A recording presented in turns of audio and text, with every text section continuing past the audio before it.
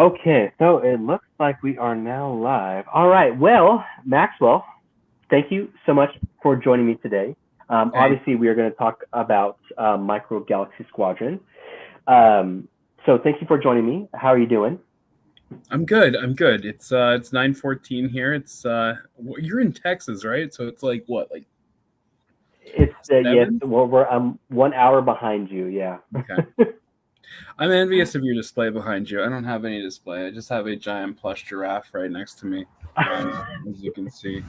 And I'm in my child's nursery, so we just have nursery stuff.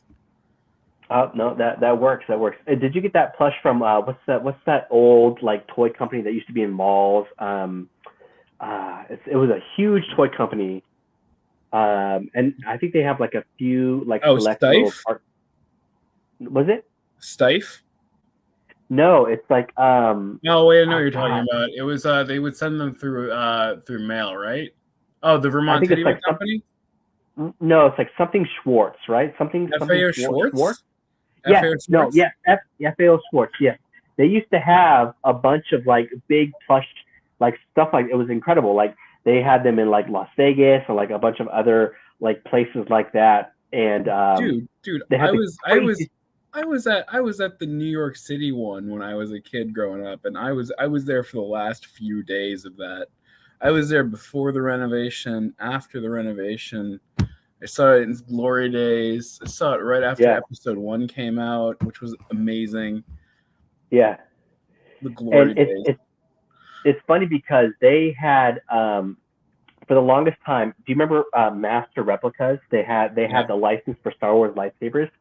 For the longest time, you can find all the Master Replicas lightsabers there, and it was like the coolest thing because like for the longest time, I don't have them displayed now; they're in like my storage. But like I would buy every single Master Replicas lightsaber, and I would faithfully go over to that FAO Schwartz, and we would pick them up and stuff like that. But eventually, they lost the license, and then I think Hasbro picked them back up after that. But that was like my fondest memory of FAO Schwartz.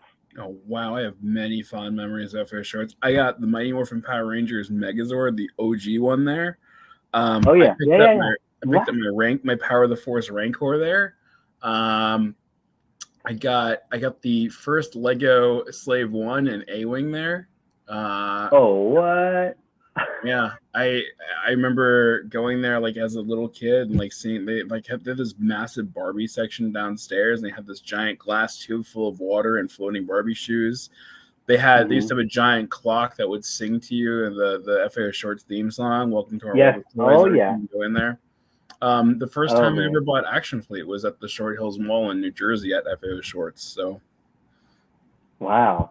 So you actually have a really good relationship with them. I mean, it's crazy. I mean, I kind of still wish they were like more prevalent now. I mean, I guess I get why they're not around now, but I had some really good memories there. So well, I'm glad you.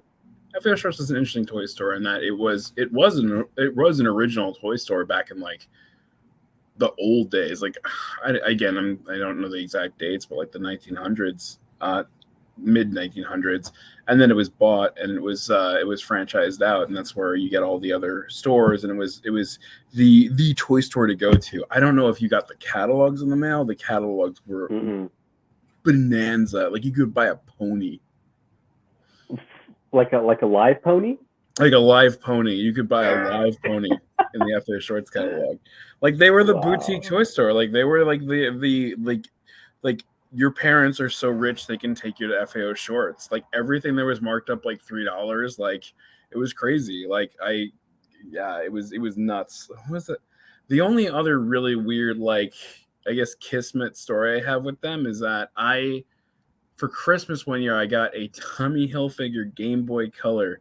They were selling for cheap through their Oh, it was catalog. yellow, right? It was It a was yellow Game it Boy was Color. daffodil. It was daffodil colored, and it had the Tommy Hilfiger logo in the middle. Yeah. Mm-hmm. So, fast forward, God, that must have been the early 2000s, mid Mm-hmm. 2000s, no, early 2000s. Fast forward to when I'm working at Zag Toys, the company I worked at before I worked at Jazwares, which was acquired by Jazwares. I'm going through some stuff in the back room, and I see this picture of my boss when he's a lot younger, Turns out the Tommy Hilfiger Game Boy was part of a promotional deal that he put together back in the 90s or whenever it was, and the FAO shorts sold the leftover stock. Really? What? You know what? It's so funny because when I think of FAO Schwartz, I think of like Home Alone. I think of when he is like in that big old toy, store in like Home Alone 2, and there's like all the cool stuff around. Like that's what I always pictured FAO Schwartz to be, and like cohesive with, Oh, what was the name of that toy store? It wasn't Gimbals. It was something Duncan's, else. Duncan's, right? Duncan's. It was Duncan's. Yeah, Duncan's Toys something. Yeah, but like, yeah, no, the FAO shorts and my God, it was within walking distance of Marvel's office, so I would walk there all the time. And oh wow, I love that. I remember you would go up the escalator, and that's when you would see all the giant toys and stuff like that. It was really cool. Mm-hmm. Yeah. Oh, there are people watching this. Oh, wow, I didn't realize that. Hi, everybody. Yeah. We got folks here, and they're ready. I think I know Kevin Tanner. Do I know Kevin? I know Kevin Tanner. That's right. You know Kevin. He's from the amazing Facebook group, so Micro Galaxy Squadron. So for any of you watching now or in the future, Micro Galaxy Squadron, there is a few awesome Facebook pages. This is a good one to look out for. I'm going to post the links in the description below, but it is a Micro Galaxy Squadron Facebook page. It's open to collectors, fans, customizers, anything in and between. It's a great group of people, lots of positivity there. I mean, they love the product too, and they're very good people over there. So if you are new to this or just getting into, Micro Galaxy Squadron, I would definitely check out that Facebook page. Welcome. Wow, there's but, so many Maxwell coming in. I know, dude. We got. It was hard for me. Well, I guess it wasn't hard. It was hard, but not hard to narrow down. Wait, I have a question. I have a question. Do you have a time limit? I don't have a time limit because my baby is being put to bed. Not necessarily. No. I mean, I was planning to give this about an hour to an hour and a half. That way I can kind of spend some time, hang out, with my wife before she goes to bed, all that kind of stuff. Oh, word. Okay, cool. Yeah, then I'll just shout out my two lost toy stores. Tiny Tots, which was an OG toy store back in Warren, New Jersey in the 1980s and 90s. I saw my first G.I. Joes and the Pegs, the OG G.I. Joes. I remember seeing Crystal Ball, Dr. Mindbender, and a bunch of others. When the OG Jurassic Park toys came out, that's where they were available. Like, all the Kenner stuff. Wait. Was Tiny Tots only in Jersey? Because I feel like I know that name. It's a generic enough name that I'm sure there were multiple toy stores called Tiny Tots. Okay. And not to be confused with Scott Tots from The Office either. No. And then there was Winston's, which was in Morristown in the 1990s, and they had dead stock of 1980s toys. So I would go there, and that's the first Star Wars toys I ever bought because they would have Generation 1 Transformers in like 93, 94, like original ones for sale at retail because it was dead stock that they just found. And eventually they ran out. And the day they ran out, they had Star Wars Power of the Force 2. Like that line had just come out. And so I got Vader, Chewbacca, and the TIE Fighter. It's funny because, talking with you and your love for like Transformers, it's cool to hear about where you originally saw a lot of these toys and grew up collecting with them. Are those places still like around today? No. Tiny Tots has gone the way of the dinosaur. It's now a Salvation Army store. I think they tore it down. And then Winston's just disappeared one day. Like it was gone. It like the magical toy store with toys from like the old days just gone. Mm-hmm. That's sad to me. I mean, too. I remember getting like 2 mask vehicles from them too. Mask. And that's, I mean, it's almost like, I mean, for you, like as a personal level, is like a grand scale for like a lot of like America that like lost like Toys R Us, which was a big part of like my childhood growing up. Like, I mean, I would buy a lot of my Nintendo games at Toys R Us, and in then the cage, right? They kept them in the cage. Yeah. You had to get them from the cage. A little, like it was like an exhibit, But it's it's sad to see like places like that, KB Toys, go away, especially because like when KB Toys was like around, we had a KB Toys in my mall, and it was uh, jam packed. Like I don't know if this was how every KB Toys was, but it was like wall to wall. Like you could not see the space of the wall because it was just so lined up with toys. Oh, Like well, KB from one Toys. end to the other. I mean, Bridgewater Mall, KB Toys was my KB Toys growing up. Yeah. KB Toys is fascinating because KB Toys had such a huge amount of inventory in stock that they would never get rid of. They would draw you in with the bins of Toy Biz X-Men figures and stuff like that. That were like 3 for like $15 or whatever it was. The Alien figures. By the way, when I was in California, I completed the entire Kenner run of Alien figures of the aliens themselves. Besides the giant green one, like I got every single one of them, and I had them all on display. I posted on Instagram my current desk. I'm trying to build up my army again of figures. I have like 70 figures of like every single scale, from MODOK to a Porg as a vampire. Like I've got tons of stuff. I keep like, for me, I like any kind of toy. So what I do is I go to Ross, I go to TJ Maxx, I go to Burlington Coat Factory, and I find all the stuff that's on clearance, and I pick that up and I just play with it because just put it on my desk because it's great to have desk toys. No, absolutely, and I saw that post that you had posted. Was like a big like pot like standing like on guard. It looked like almost like a Lord of the Rings. It was getting ready to onslaught. You know, it was cool. Because I saw a lot of figures. There's Chief, there's Mario over there. You know, I can pinpoint like a lot of figures. That's cool.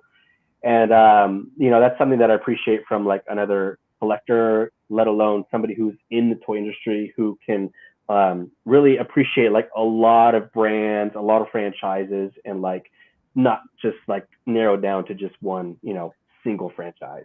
So I want to speculate on something. I've been thinking about this a lot, and I'm trying to remember what sparked it. But I was having a conversation about the general industry shift from 4-inch figures to 6-inch figures, and I have some theories as to why that happened, and it ties into what we were talking about with Toys R Us. So like you have Toys R Us, and you have what do you call it? You have KB Toys. You have an industry. You have a retail landscape that has space for multiple lines across multiple aisles. Specifically, Toys R Us. That was America's toy store. Like Toys R Us had so much stuff. Like I don't know if you ever went to one in New York City, like the flagship. Like amazing. No. And the thing is, like they had so much space, so you could get multiple scales out of one line. You could get a lot of space. You could try things out, and that's why you see all these like cool new things that were popping up. But you now have Target, you have Walmart, and you have Amazon. And the fact of the matter is, the cost of tooling and the cost of developing, the cost of manufacturing 3 3/4-inch figures and 6-inch figures is really similar. 3 3/4-inch figures are not a lot cheaper to produce than 6-inch, and so you know when you go to a retail store, like and one of the reasons that you do the 4-inch line, like why did 4-inch become like the kind of standard for action go-to scale? Right. It was for vehicles. It was for that supplemental vehicle economy of buying multiple vehicles and then buying the figures. It's essentially, if you look at Hot Wheels, right? Hot Wheels can sell 99-cent cars because they make up their profit margins mainly in the giant play sets and stuff like that you need the cars for. Right. So you have like, oh my God, like we can make out like gangbusters selling G.I. Joe, Star Wars vehicles, everything like that. Toys R Us and KB Toys and all them go away, you now have Target and Walmart.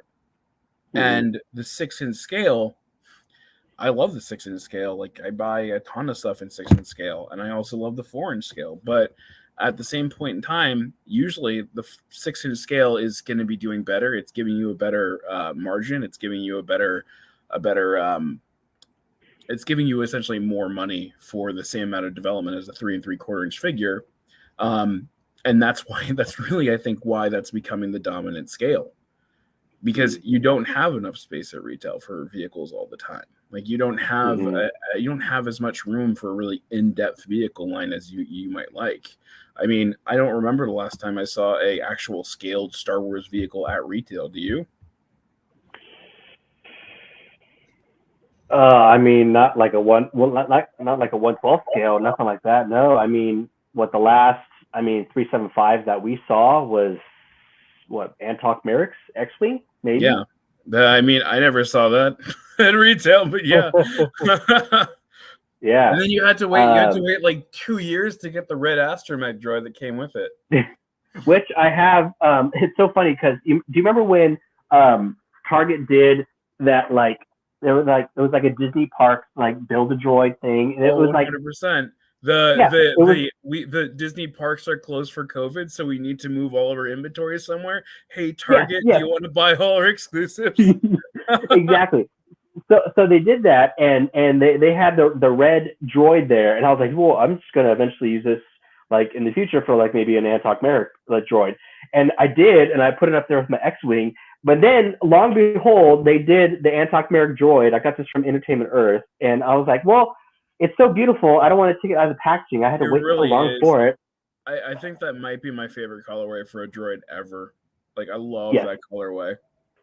Yes, absolutely. So I pieced together that I think it wasn't even like a standard red and white droid. I think I had to like build it out of like two other droids, like an R5 or something like that in there, in order for me to get that close to that droid. So I was like, I'm just going to do that up there. Well, why not? Speaking of which, I mean, oh my God, do you remember the wild and woolly days of Amazon? Like when Amazon really got into the toy business, like in the mid 2000s, and like they would just have so much stock, and Hasbro would dump so much stuff on them. Like that was the golden era of toy buying on Amazon, where you would go on there and be like, I'd like a Star Wars figure today, and you're like, oh yeah, here's Weequay Vintage Collection for $3. And then they had that exclusive set. Remember, it was the canceled wave of like Build a Droid. It was like the revitalization of it was a Droid Factory. Do you remember this? Yep, I remember that now, but I wasn't into that at that time. I was in a different space. Imagine this: $15. You get a sealed white box with every figure from that wave in it. Like 6 figures for $15. Those were the days, my friend. Oh man, honestly, it's crazy to look back now from like, what was it, 2015, right? When there was like all the Clone Wars era stuff going on. No, 2005. No, I mean, let's see. So like 2000. I mean, are you talking about the Renaissance of toy collecting? Because the Renaissance of toy collecting was definitely 2010 through 2016, maybe 2016. Okay, yeah. That where it was just the pegs were just lined with figures and figures. Yes. I mean, that's when you had multiple. Like the thing is, you had multiple super articulated 3 3/4 inch lines existing simultaneously at retail, and then you had a Legends one, which was literally like repacks of existing figures with a locker of extra accessories. Whoever the green on screen is, yes, 2009-ish. That's 100%. Yeah, I just graduated high school. Yeah. And it was like, I don't know, man. That's why I think 3 3/4 is like so prevalent now, is because, I mean, there wasn't a 6-inch back then, really. Honestly, there wasn't anything like that. So like when you had your toys, those were the toys. That's why so many of us have grown up with those, and like that's why it is still like a fan favorite now today. Moving with it, whether it's Star Wars or Halo or Nintendo Jax or whatever. 100%. I mean, but it's also so fascinating to look at how much Star Wars figures cost in 2000, when I was in college, so like 2003 to 2007, compared to what they cost now. And then look at how much Toy Biz Marvel Legends figures are now compared to what they were in 2003 to 2007. If I remember correctly, and someone please correct me if I'm wrong, they were like $8 to $9 Marvel Legends. $8 to $9, and you got a Build-A-Figure, and you got a comic book, and like, oh my God. And now $25. It's a crime, man. It's a crime. I mean, I do like my 6-inch figures. I picked up the entire No Shoe Wave because my favorite comic book series. There's two favorite comic book series ever written by Warren Ellis. One is the 6 issues of Moon Knight that he wrote, where everything like Mr. Knight, the Birdhead version of No Shoe, all of that is taken from that series. It is phenomenal. And then Next Wave is my favorite too. I don't have $1,000, so I'm not going to build up the Marvel Legends Next Wave team. But I love them. I love that. So I love your knowledge of toys. So I mean, you being a brand manager, I mean, really is like, I feel like the perfect occupation for you. So I mean, working with Jazwares, so do you only manage Micro Galaxy Squadron or and Halo, or like how many other brands do you actually manage? I mean, how many brands have I managed, or how many do I manage currently? Because let's just say currently, because I mean you have a wealth of knowledge. We could probably do a live video of the autobiography history of Maxwell. I'll give you like at Jazwares, I've done Domes, Zeteki, something called Screamers that was never released, a series of cosplaying ducks that sold 1 million units into Target. If you ever saw a Batman duck, that was me. I managed the Squishmallow. I was the brand manager on the Squishmallows business for about a year and a half. Squishmallows, everybody, come on, Squishmallows. You know Squishmallows. Very, very popular, especially now that they have, Pokemon with them. One of the largest franchise in the world. Yeah. Like massive. And then and then what else? And then Star Wars and Halo, and I always consult on action figure stuff, and I just. There's all kinds of irons in the fire and stuff like that I play around with. Right. Now, throughout all of those brands, is there a particular brand that you are maybe most passionate with, or something that has been, man, this has been the most fun doing this? I mean, what's funny is like I always like when I would go out like with the teams and stuff like that when I worked with Jazwares, like domes, and nobody here knows what domes are, I'm sure. Like domes were these little domes. The little, they're encased. They're encased, right? Like a thing. And like a little bubble. And they were stylized.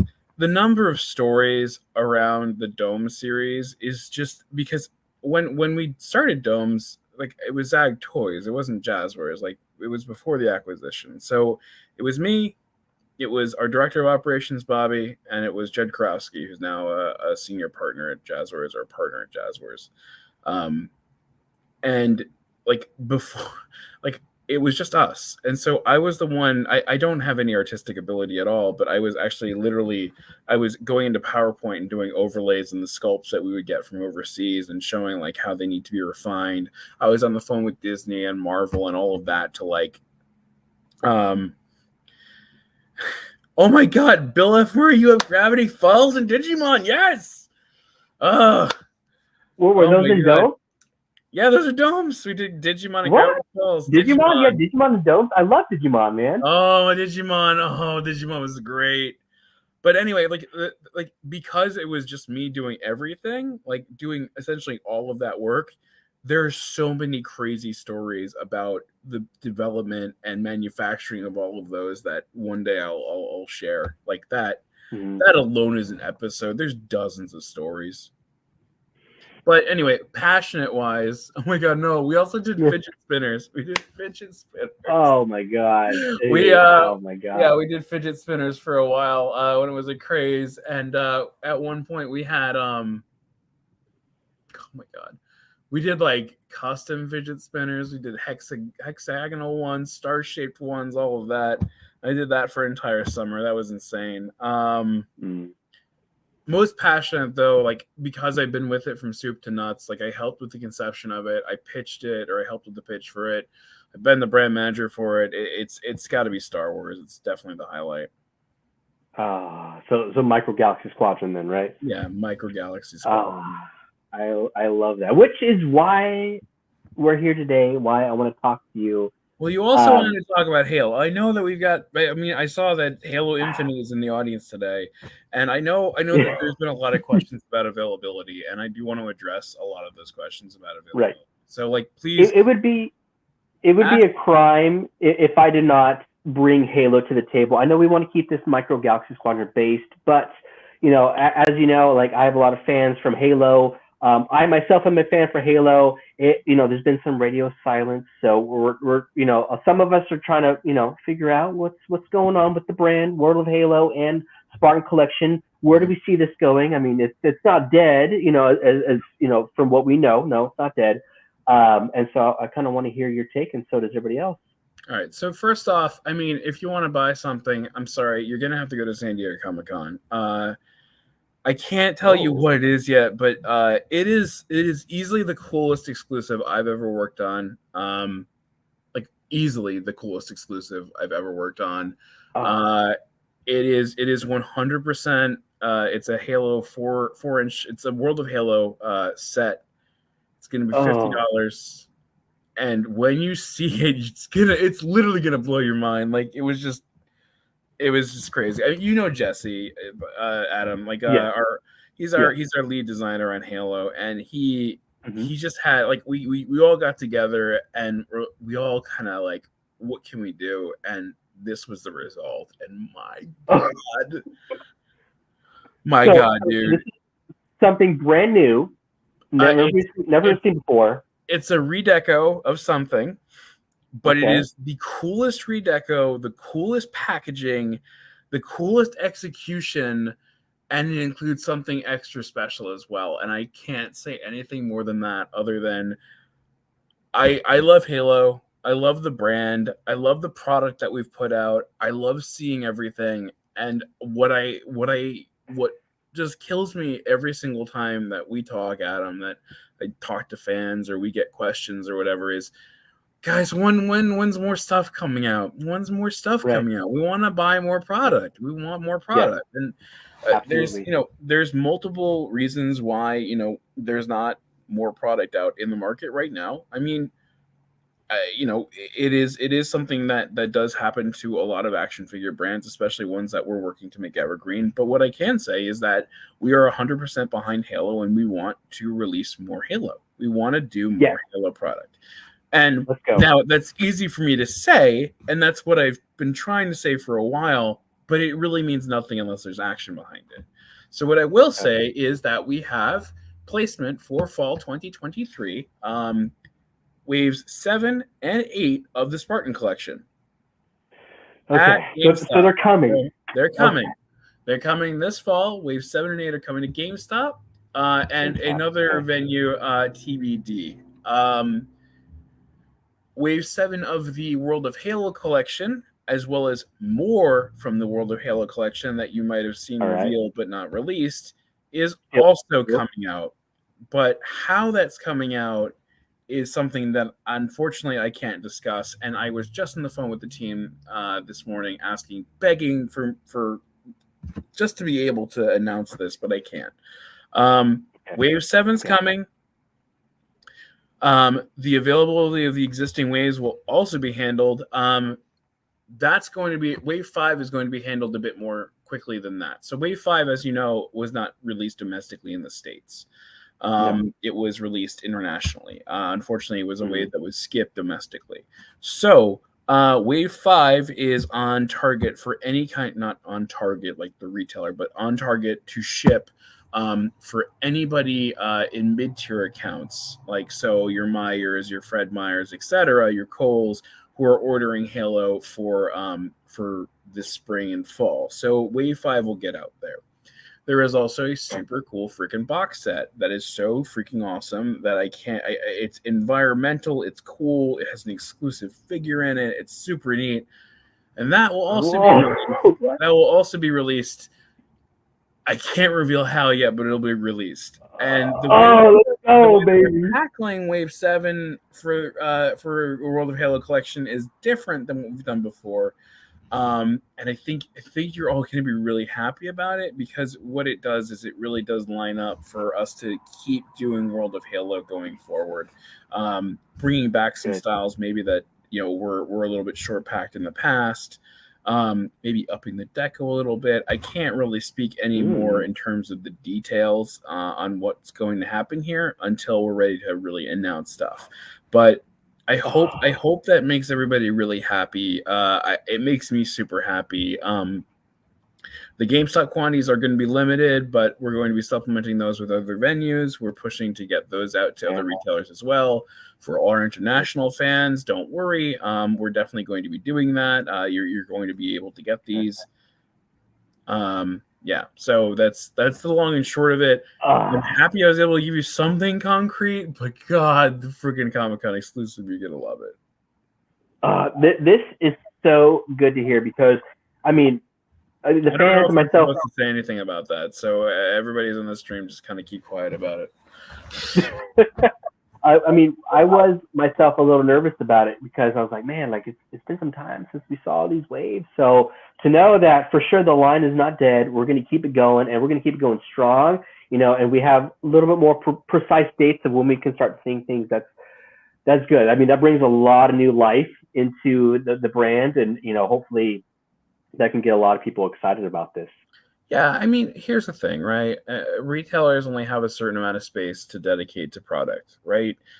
Sure. There are lines that lose placement, regain placement. It is kind of just a giant shuffle. I mean, if you look at pictures of the shelves from like 5 years ago, you look at the pictures of the shelf from today, they're going to look completely different. You're going to see all sorts of lines that come and go and come back, and right. There's so much development against Halo, and Jazwares is such an incredible company, and we know that the fans want the product. We know that fans are passionate about the product, and that's the important thing. If you make it, they will buy it, and that's what we've seen with Halo, and that's something that we're working on. We're working on ways to get the product to people as soon as possible. Mm-hmm. And here's the thing about the Halo license, like the licensee, they are loyal. I mean, how long have they been with McFarlane? They were McFarlane with 8-10 years, something like that, a long time, many years, So it's not like they just like, it's not selling, it's not doing this, we're gonna just go over here. They have been with the brand for a long time. So I can see that. Happening the same way with Jazwares, because I mean it's been a complete success, especially the world of Halo. I mean the world of Halo is something that's never been done before, and it is just loved by a lot of fans. Adam, have you ever been to Toy Fair? I have not been to Toy Fair. That is my goal, to go to Toy Fair and just record and film and stream and do all the things. That is definitely one of my goals is to get there. Toy Fair is very interesting. I've been going for eons now. I first got to go with a buyer badge that I somehow conned out of a local comic shop owner. I was like, hey, I'll go and scout for new product for you. And yeah. Oh, that's nice. Wow. And it's interesting. But the one thing I do want to mention is if you go to Toy Fair and you take pictures, sometimes you see stuff that just hasn't gotten made yet, especially or maybe won't get made. Yeah, but there's a lot of Halo stuff in the pipeline, and there's a lot of stuff that we've tooled, which means that we've cut steel, that we can manufacture these things at the push of a button. We just need the placement, and so right now that's what we're working on doing to get these in the hands of as many fans as possible. Right. Well, you know what? I appreciate you for talking about this. Even though this is supposed to be more of a Micro Galaxy Squadron. I mean, they're both great. They're both fantastic brands. I mean, what Jazwares has done with Halo and building the first real in-scale world there. I mean, the Spartan Collection Deluxe. I mean, how many of you out there have your Jagas? Jaga. I love that figure. That figure is unbelievable. Like the level of detail of the accessories, it's just great. Right. And it's one of those things too where it's like it's the bang for the buck, So you're getting a massive figure with a massive amount of articulation and accessories, and interchangeable hands for less than $40. Yep. So I don't know. It's great to hear this, and the fans are going to be excited about this. So I mean, if I could just keep this on track with distribution, there's been, in my area especially, and a few other places, maybe a lot of the country, Series 2 hasn't been as widespread as, for Micro Galaxy Squadron as maybe we would like it to be. And obviously we know Series 3 is down the pipe, and it's surfacing and stuff like that. So I'm curious, what might be going on with some of these retailers for Micro Galaxy Squadron. So the hype and the excitement for Micro Galaxy Squadron, and like honestly, the easiest way to explain this is just to be honest and direct. And I spoke to our PR guy before I jumped on the phone with you, and he was like, you can always defer on questions, but I want to be honest. And it's when you start a new line, you don't know what the appetite is going to be for it, and you don't know what to like. The way that toys work, and I think I've explained this on this pod, like with you before. Or, I definitely explained on the Micro Galaxy Squadron Facebook group, like Facebook Live. The way that toys are made is like the development cycle is a year long. And so you have to move through everything. And retailer orders come in kind of late. And so what you need to do is you choose to move to tooling based on forecast quantities. And you place orders with the factory on global orders that are based on those order quantities or those projected order quantities. You then receive business awards like while you're already producing the stuff. And so it's all kind of a gamble in terms of, especially for first waves, what's the volume of this business? And, we had so much excitement from our retail partners that, they may have slightly over ordered a bit on wave one. And that happens on pretty much every line that you can possibly imagine. Like I want you to think on how many series of toys or wave ones every year for Transformers, for Star Wars, for pretty much every line ever. Like there's Kickback came out, the first line of Transformers Legacy came out like the beginning of last year, and I'm still seeing it on shelves. That's kind of what happens, especially with the first wave. And what happens is, okay, we've now measured the appetite of the retail market, of the of the buying market. We can now kind of right size the business going forward. That being said, wave 2 product has been made. Wave 2 product is going to get out there. However, Walmart, Target, your mass retailers that aren't Amazon, that don't have this great e-com presence, they're going to take a while to move through that wave 1 product, and then wave 2 will come out. They have the stock, they have the product, they have committed to wave 2, wave 3, wave 4. It's just going to take a while to move through all of that. So again, it's coming. I don't have any specifics as to yet, but you'll start seeing more and more at retail. We definitely produced enough to satiate demand. The other piece of this too is all those fans out there who really want Sabine's tie and who really want the chase pieces as well. Me included. I'm reaching out to our China team to see how many of those were produced, see if there's any way that we haven't hit our 5,000, 15,000 unit cap on those pieces, and seeing if maybe there's another angle or channel that we can do to get those in the hands of fans. Okay. So would that mean making it more than for example, Sabine and Talk Merrick 5,000, making it more than a 5,000 or it is 5,000? Seeing how many has been produced, because the way our case backs work is that we have a certain ratio of case backs. So there's going to be a lot more common case backs than those containing the rare the chase vehicles. So I need to check to see how many of those have been produced. So again, we're working to get these into the hands of fans. We have some kind of innovative ways to do this for wave 4, wave 5, wave 6, wave 7 going forward. And there's a possibility for us to kind of revisit previous waves again if the cap has not been met, and find a way to get those into the hands of fans. Maybe an all-in proposition for a wave. So when you say previous waves, would that also include the chases, like the variants and stuff like that? I can't say any more than that. Okay. All right. Because And it's still early in development. It's still kind of tied to what I can't speak about. But rest assured, the minute that this thing gets announced, which I am being told is going to be probably July-ish, or August-ish, I'll let you guys know everything about it.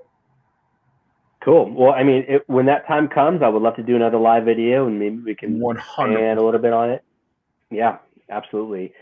So it does seem like, well, in my area, there is my go-to Target, which has been heavily stocked with micro. It's from its inception, it's been healthy, lots of micro. It's been awesome. It has now had no, Series 2, 3, like smaller ships, anything like that. So will Targets be bringing those in? Is that the kind of thing? Yes. Like it's just going to take a little bit of time. The way that assortments work and the way that assortments work at retail is I mean, so you've obviously you're very familiar with toy lines. The audience is very familiar with toy lines. You have an assortment number, right? So for Star Wars, and this is inside baseball, our blinds are SWJ0000032. That's our item number. That's our assortment number. And so what happens is the retailers order that assortment number, and we flow in the product wave by wave once it's ready by its ship date. Meaning that, okay, Target has placed an order against that assortment number. We're now going to flow in that product. We're going to send you that product. So again, if Target is like, man, I still have a lot of wave 1 ships, then they need to move through that inventory before they can kind of request for us to send the stuff to them. That being said, I mean, you're gonna get some cool exclusives coming down the pipe that should be hitting relatively soon. Hold on, I actually have anybody who's like, I bought the Havoc Marauder off Macy's. Like, when am I gonna be able to buy it at retail? Give me 1 second. So I mean, it makes sense. How many questions I get about the Havoc Marauder on like a daily basis? Oh, dude, amazing! My page, my YouTube video for that, I would say half the comments are like, "Where's the Havoc Marauder? Where's it at? Where's it?" And I get it. I mean, it's an awesome ship. It's amazing. I love it. There's a lot of articulation to it. I love being able to have Omega and Wrecker there. It's pronounced Omega. I'm just kidding. Omega. But it makes sense though, because I mean, this is a brand new line, so retailers don't know exactly how much to buy, so they probably buy an over accumulation of product because they're like, well, we don't want to have empty shelves. We need to have products on the shelf, at least at all times. So now that they bought so much allocations of Series 1, they now need to get rid of it, which is why we're probably seeing some clearancing from Target in Series 1. We got to get rid of this stuff, I mean, in a good way, to make room for the new line, right? That's basically what's going on? That's exactly what's going on. The same thing's going on with Walmart. And that's what our sales team then works through with Walmart, and in terms of marking items down or just moving some of the stock out.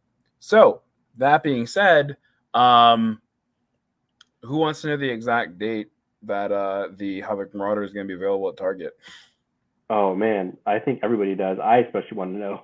4/23, so April 23rd. April 23rd, the Havoc Marauder will be hitting Target stores, right? It's still a Target exclusive, right? Correct, Mundo, and Macy's for some reason. I don't know why Macy's got it, but they did. That's wild. So what will be the price point for that, just to clarify for everybody? $29.99. $29.99. Okay, perfect. Yep. So again, Havoc Marauder. One thing I want to clarify is that when I give a price point, or when any toy company or toy company representative gives a price point, that's what we call an MSRP, which stands for Manufacturer Suggested Retail Price, I think. Right. If you know what PDQ stands for, aside from Pretty Darn Quick, like a PDQ display is like a box at retail that houses product like you have in the Scout class blinds. No one knows what a PDQ stands for. Nobody. No.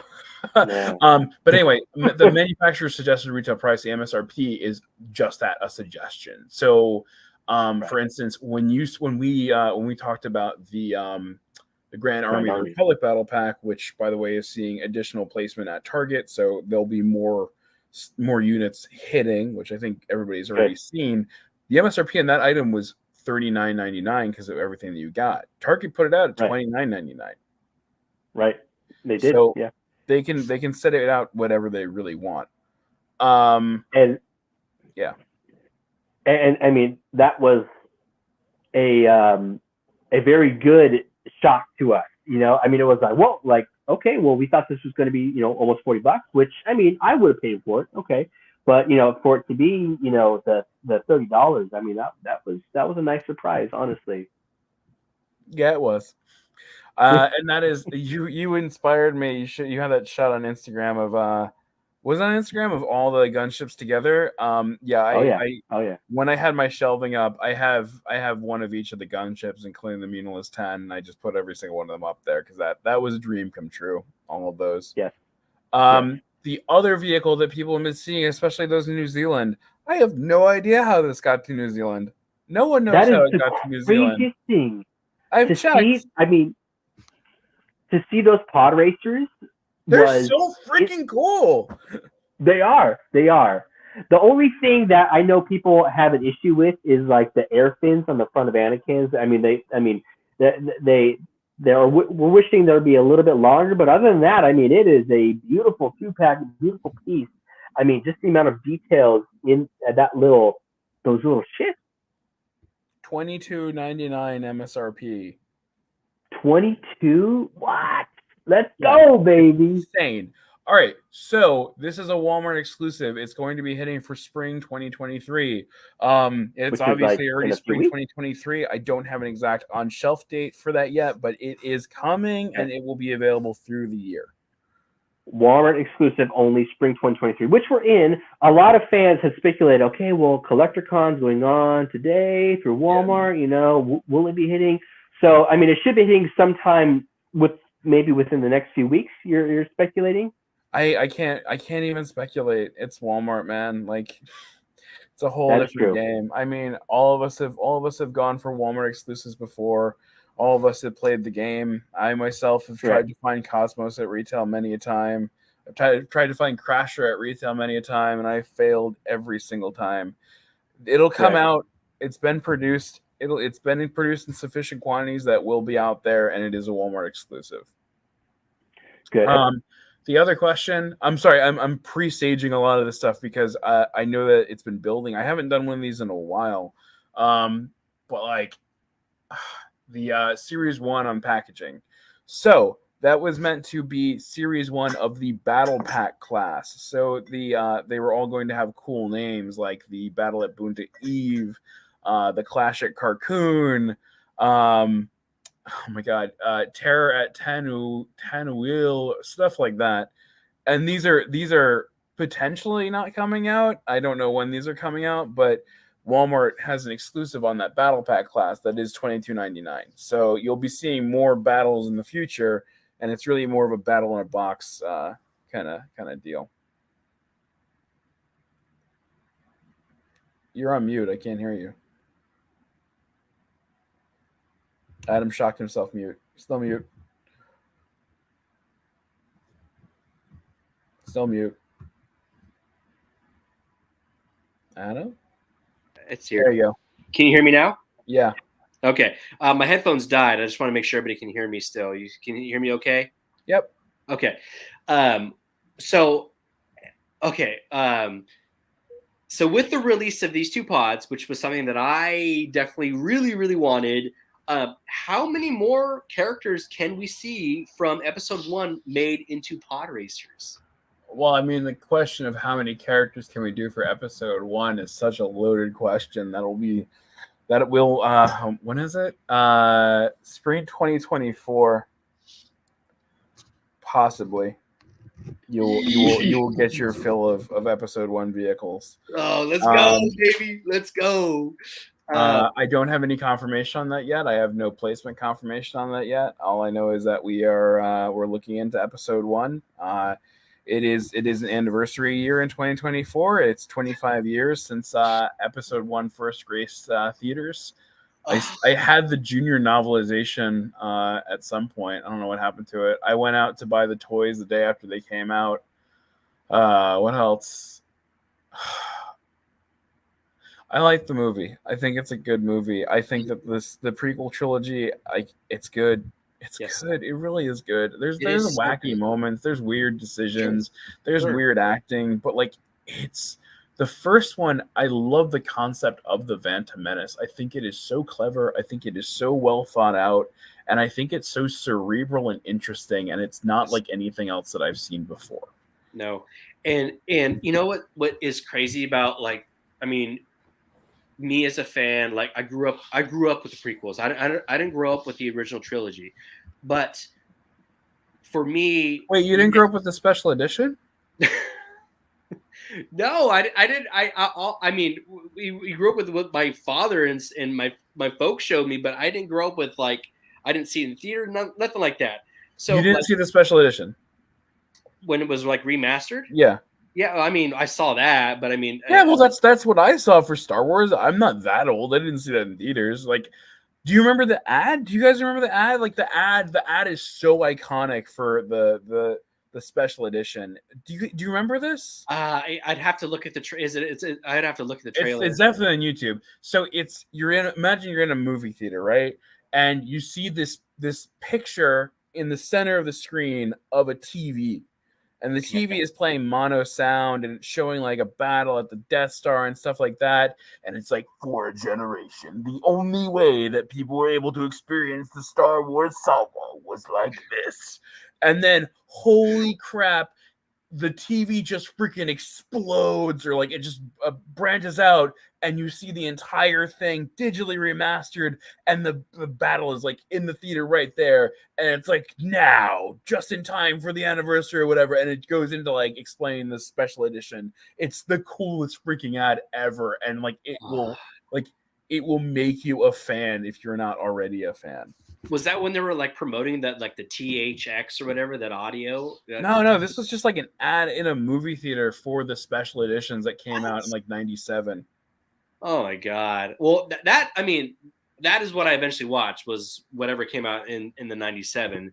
But like growing up with the prequels like that, it brought so much more like Star Wars magic for me, you know? Like I'm sure there's some sequel fans out there, and that's awesome. But man, like there's, for me, like the prequels, like living in that, like that. I mean, that's just like the true, for me, Star Wars magic. So I don't know, to be able to have so many of these ships now, now that I grew up watching, like, we have the Interceptors, for example, like seeing those and just like watching them for the first time. It was a tradition with my dad and I. We would watch episode 1, episode 2, episode 3, opening nights, we go. And I knew when Revenge of the Sith came out, I sat down in the chair, get chills, man. And I just saw the Interceptors coming in, and I knew that like this was the end.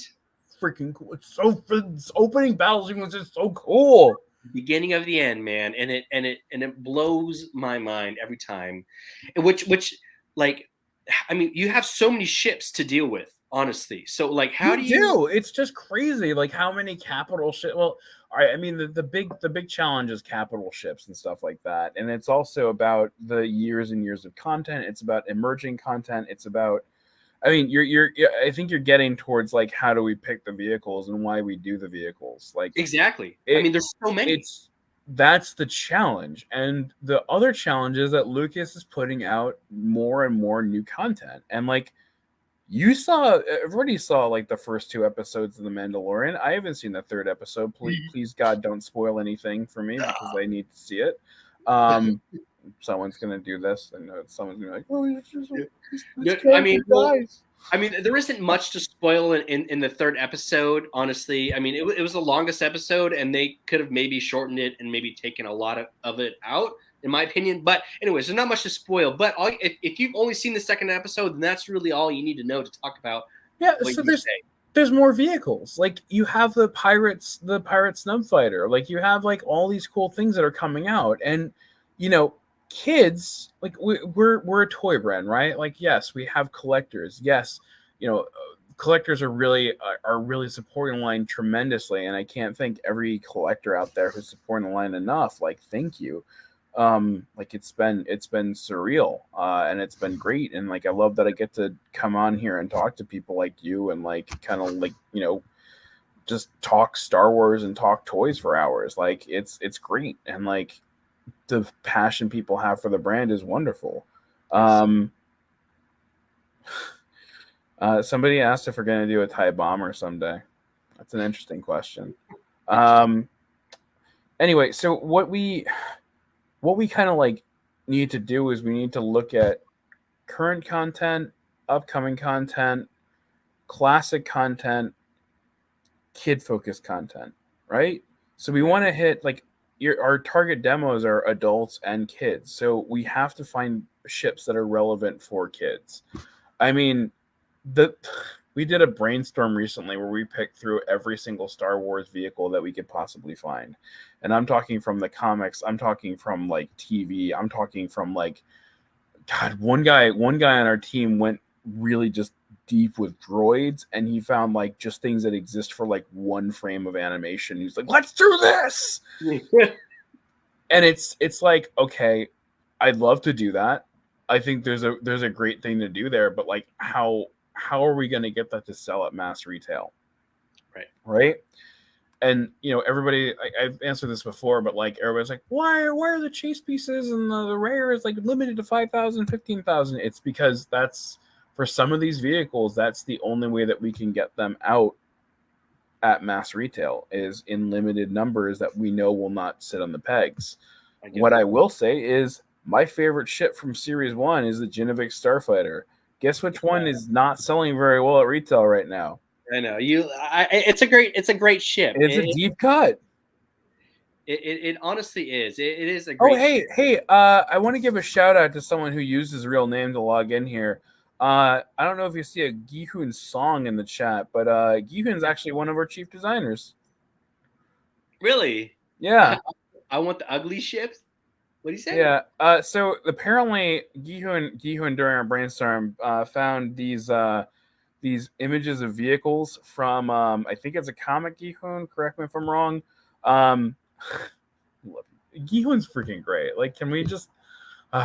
All right, I'm gonna gush about Gihun for a second here, okay, guys? So, and I encourage all the team to kind of join these calls and everything like that. And Gihun has just been the best supporter. So like, Gihun works on the line. Gihun, you can't tell what ships Gihun. Gihun needs a little bit of media training. Gihun, do not tell everybody what ships you worked on because we haven't revealed those yet. Gihun spent a long 3-day weekend constructing a scale model of a Star Destroyer out of cardboard and pitched it to us. Holy smokes! What? Yeah, Gihun. Oh, God, I want to tell you guys so bad. I can't tell you guys. Get into your anger. Come on, get in. No, I can't. I actually cannot reveal this. All right. One thing I will reveal. Gihun and I are going to be on a panel. Along with our chief copywriter and one of our marketers, Tim Bungaroff, who I also went to college with, at Star Wars Celebration in London. Let's go, baby. Let's go. So, come to Star Wars Celebration in London. What I can say is that you're going to be seeing Wave 4 for the first time. Wave 4 production samples. Wow. Actually, their first early production samples will be shown and revealed daily at Star Wars Celebration. And then Gihun and I on our panel will be revealing individually all of Wave 5. So Wave 4 and 5 are going to be revealed. And that's like right around the corner. Yep, we're headed out to London pretty soon. The panel will not be streamed, but we're working to record it so that we can share it with our peeps out there in internet land. Wave 4 product photography will be hopefully available and sent out to various media outlets after the show. Wave 5 you'll need to wait a little bit for because we just have paint models right now. But we will be showing some of the vehicles from Wave 5, including the Starship class vehicle from Wave 5, which will blow everybody's freaking mind away. Let's go, baby. So we know that y'all have hit the ground running with this line. Yep. And like, how soon can we start seeing these next waves start trickling in? So we're working on that right now with our various teams to find out when Wave 4 is going to hit. Wave 4 is our big wave. Wave 4 was scheduled to be our fall 23 wave. And fall at retail is really where you get like all the newness, all the big stuff. So this is where you're going to see the next assault class vehicle. This is when you're going to see the next huge Starship class vehicle. Both of which are tangentially related to Return of the Jedi. I can hint that. This is where you're going to see some new amazing Starfighter class vehicles. Like there's so much cool stuff in Wave 4. It's easily my favorite wave yet. Gihun, do you agree? Gihun a second. He probably does. I don't know if he does. I think yeah. Hopefully I'm sure that okay, so you're flying out there. Now, is this like a full blown there it is, for sure. Is this a full blown like you guys are in an auditorium, like a room? Well, two things. We have a booth. Okay. So we'll be there all 4 days. And every day we're going to be revealing another size class of vehicle. The team actually told us today how they're going to do this. It's super, super sick. We're going to have these glass cases that have they're electronically tinted, so you can't see inside them.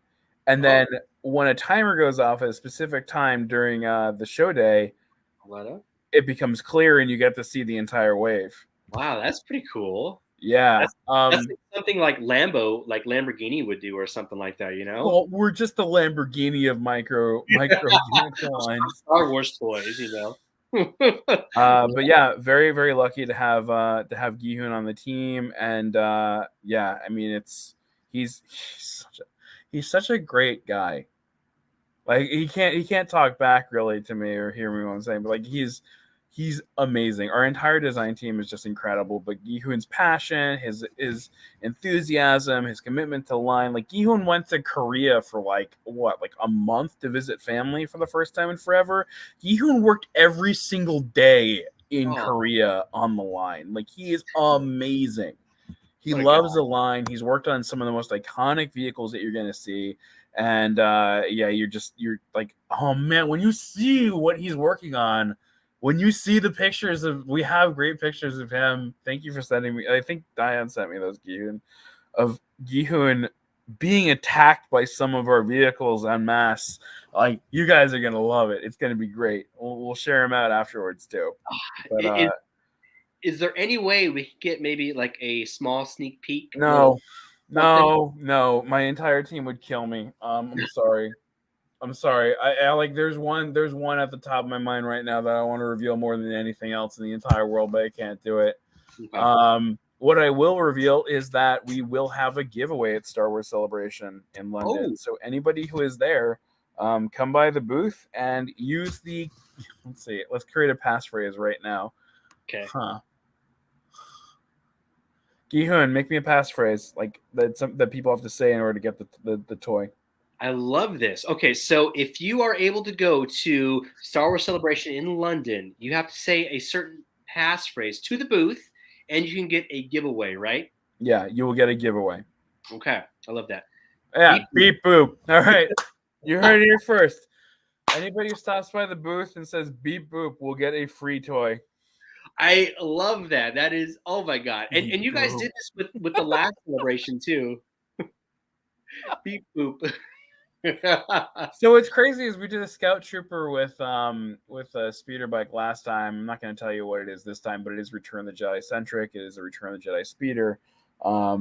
It's actually an exclusive version of the speeder. I can't tell you how yet, but it will be. But just to calm everybody down, this speeder is also available in our mass wave. It's available in wave. I can't tell you what wave because that'll spoil it. It will have a celebration sticker on the front of it, so you can just like a little silver foil one like we had last year. So it's a nice little collector piece or souvenir. I don't believe we're going to have anything on sale. At the panel, we may do some giveaways.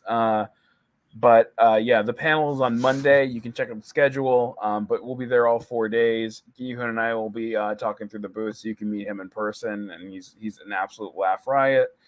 You can meet Tim, who's also a complete laugh riot. Like he and I literally probably 20 years ago to the day were watching Hidden Fortress, which inspired Star Wars, in his dorm room. So it's kind of crazy that we've come this far. Wow. Let me think. What else? So yeah, that's that. The other thing that I can say, because I said it for Halo and I'm an idiot for revealing that, we will have exclusives at San Diego Comic-Con. So more than one Yes. exclusives. Oh my God. So wait, I have a question real quick pertaining to Star Wars Celebration. Are you going to be streaming anything live? Like, will Jazwares, the social media team, or anybody there be like doing a formal interview? Hey, this is Micro Galaxy Squadron. This is what we're doing. Blah blah blah. Going through it, or is this something that we're going to have to pick up from other people's phones that are there? So we are going to be recording it, and we'll be sending it out into the ether at some point. It's not going to be live cast or anything like that. That's the latest news I heard as of yesterday. That could obviously change. Okay. Well, if you need people to fly out there and film stuff, you know a bunch of us, either here or in the chat, who will be more than happy to do that for you. Can I answer a comment from the chat? Absolutely. That's why it's here. Padre Costanero, which I like your name. So Luke's Snowspeeder actually doesn't have the orange accents. It has the gray accents in the film. I thought it had the orange accents originally too, but it does not. That's oh my God, who's Snows? It's Zev. Do you know that Zev Sineska's Snowspeeder?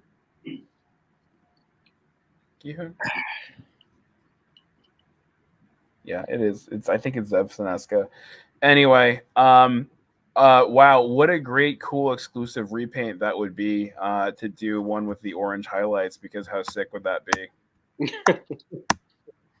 How cool would it be as part of like a larger like box set that may or may not happen with multiple snow speeders? Oh my God, just attacking something that's very large, right? I don't know. I don't remember what vehicles were included in the Battle of Hoth. It's all kind of a blur. ATSTs were in that. We've done ATST, so maybe they're both ganging up on one ATST. Oh my God! I have to touch something real quick. So talking about all the different ships. Earlier, you had mentioned like talking about what ships are relevant now. What's going on in the. Oh yeah, no, I'm sorry. So now.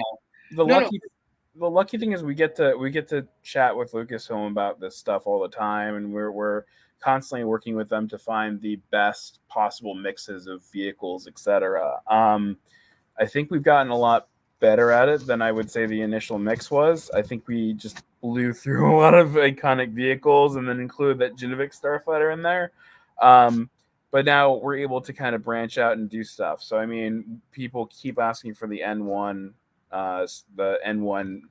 Starfighter, Mando's version of it. I mean, That's always a possibility. But, like, there's so many vehicles that we can do from so many eras of content. It's just we need to make sure that those are relevant. And one thing that we know is relevant with kids is definitely vehicles from the Clone Wars. So take that as you will. Right. So with Series 2, we have Bo-Katan's Gauntlet Fighter. Okay. Yep. And now, spoiler alert, kind of spoiler alert, but I'm not really going to tell you much. We're seeing that ship more in action in Series 3 of Mando, which is amazing. So how much did y'all know going into creating this ship? Like, hey, this is going to be coming up in the next series of Mandalorian. We want to do this now. Like, was there any like knowledge of that, or were you guys just like, hey, we didn't have any foreknowledge of that vehicle appearing in this new season. It's something where Bo-Katan's Gauntlet Starfighter was something that did appear in content previously. We thought it was really cool. we really do like to work in inclusivity wherever we can, especially in terms of our character mixes.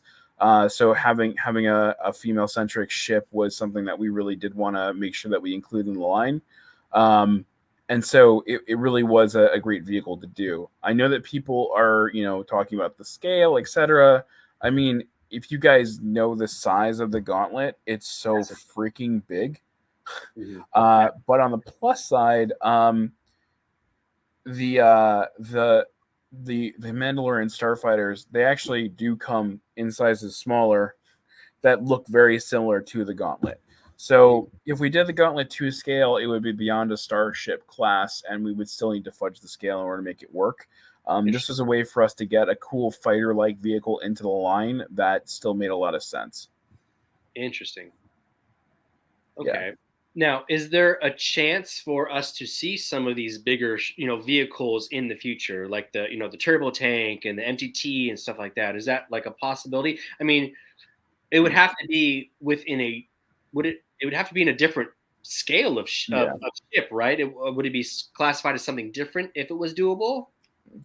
So I've named a new class in which we do like larger vehicles in, called the Dreadnought class, because I'm always thinking. And that's where we do it. The one challenging one that I know we need to do at some point is the turbo tank. Let's go. So if you look at the turbo tank, if you look at the scale of the turbo tank, it is so freaking huge. It is enormous. The ATTE is like this. The turbo tank is like this. I'm not even kidding. It's massive.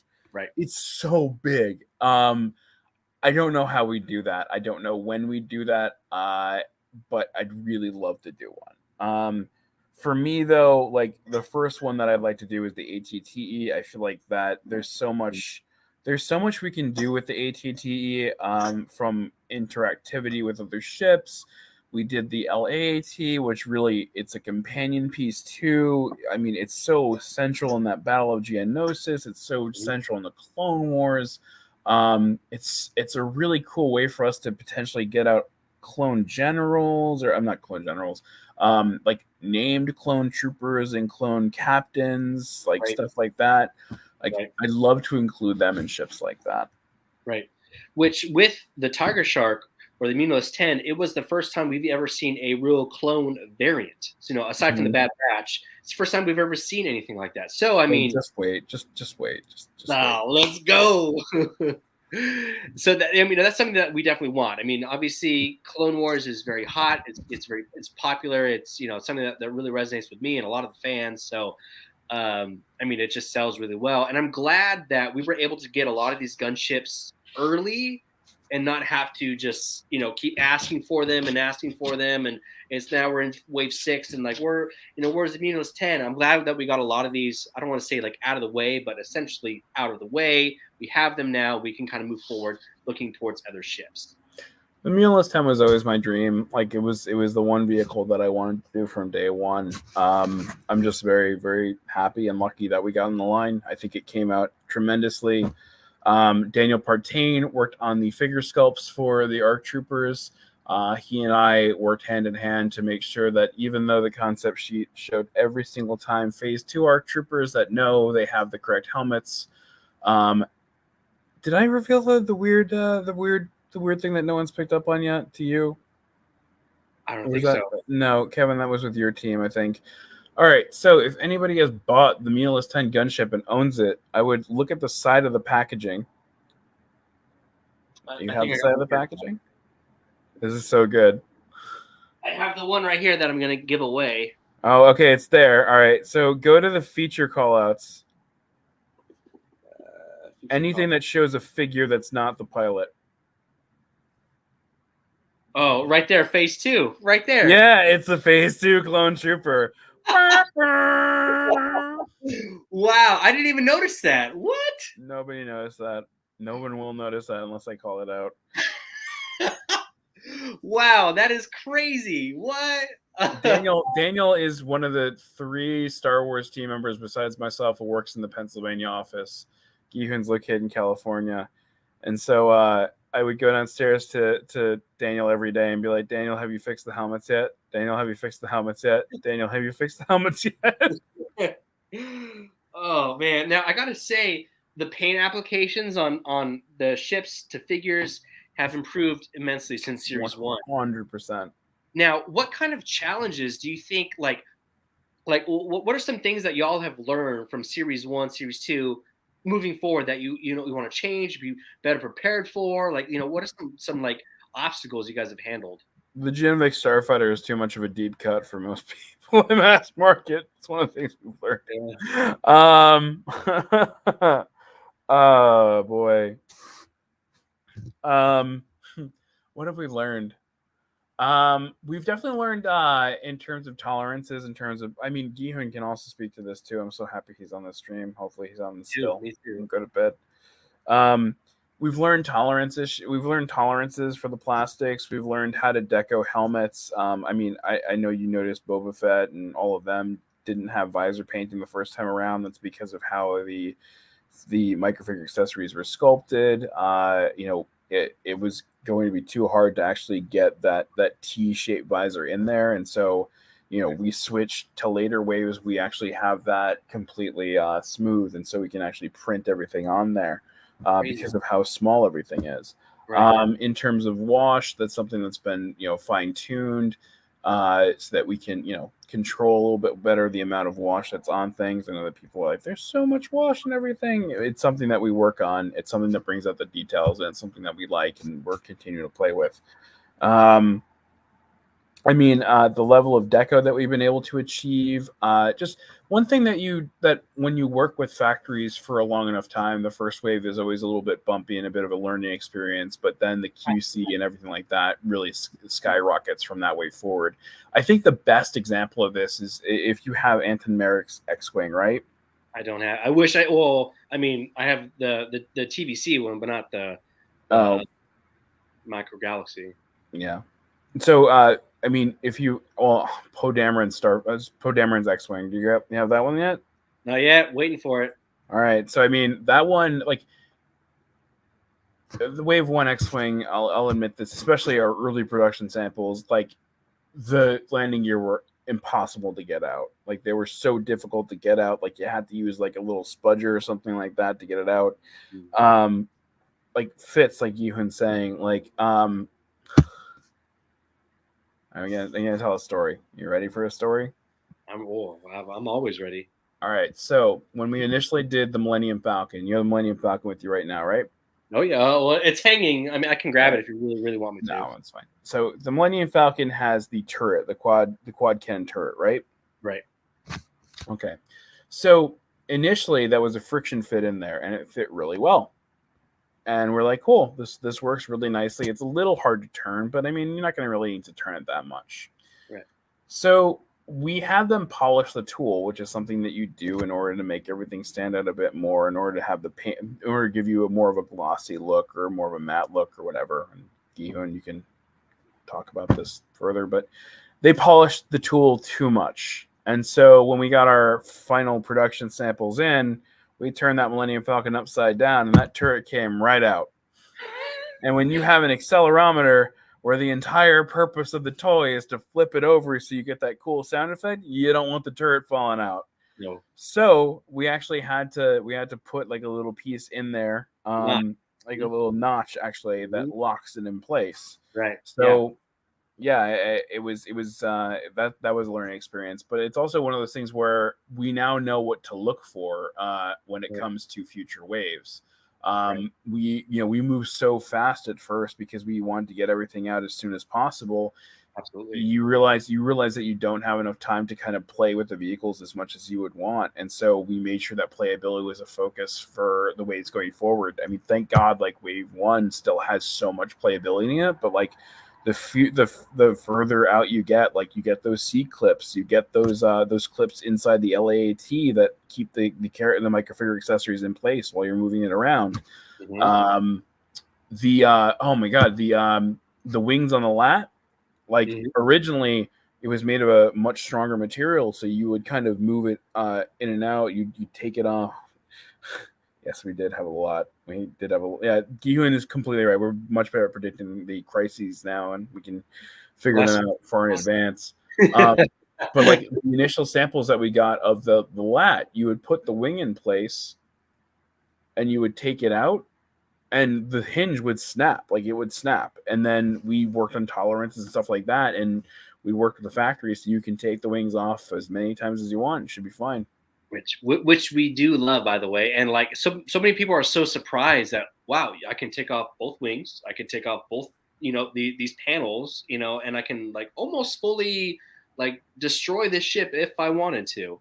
It's good for customizers. You can always just like have it like a damaged version that General Grievous is destroyed.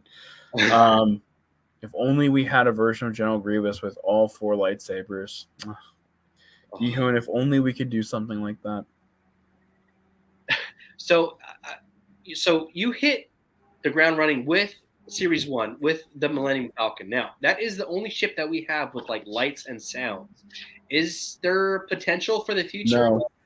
That's the only one? No more lights and sounds ever again. Really? Wait, are you being serious? Or are you joking? No, I'm joking. Wave 4 has a lights and sounds vehicle. Oh, let's go. It is actually, it has more lights, it has more sounds, it has more functionality.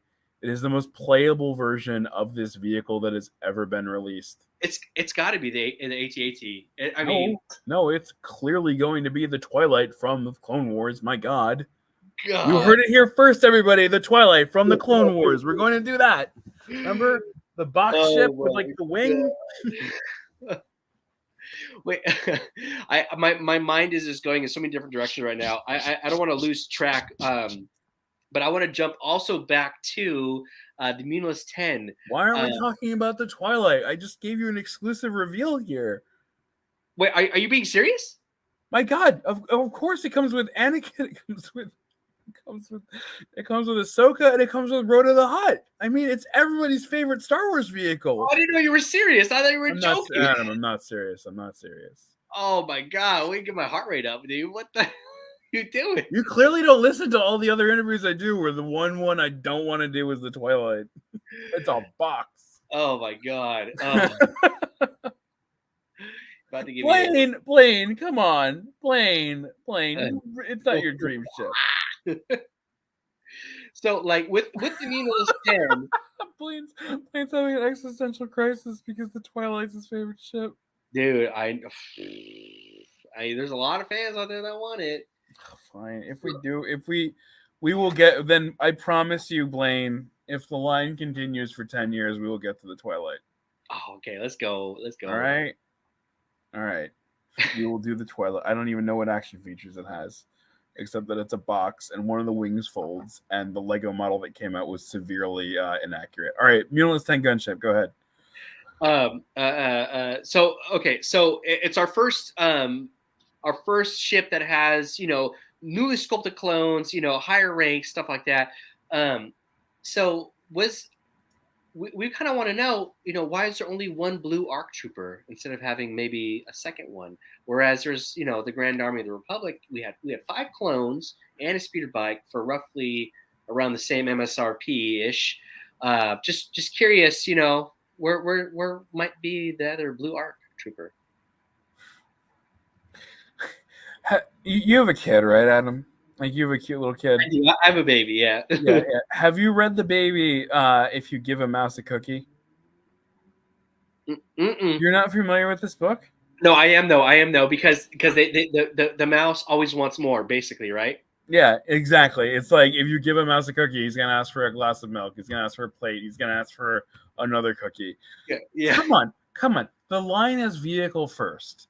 We got every other Starship class released to that date had 2 microfigure accessories besides Grogu, which doesn't count because he's like the size of my pinky nail. Yes. So like, yeah, we could definitely have put another one in there, but like, really, it is vehicle first, and absolutely. That if we do a cool box set later, oh my God, that'd be such a cool box set to do. Oh my God, yes.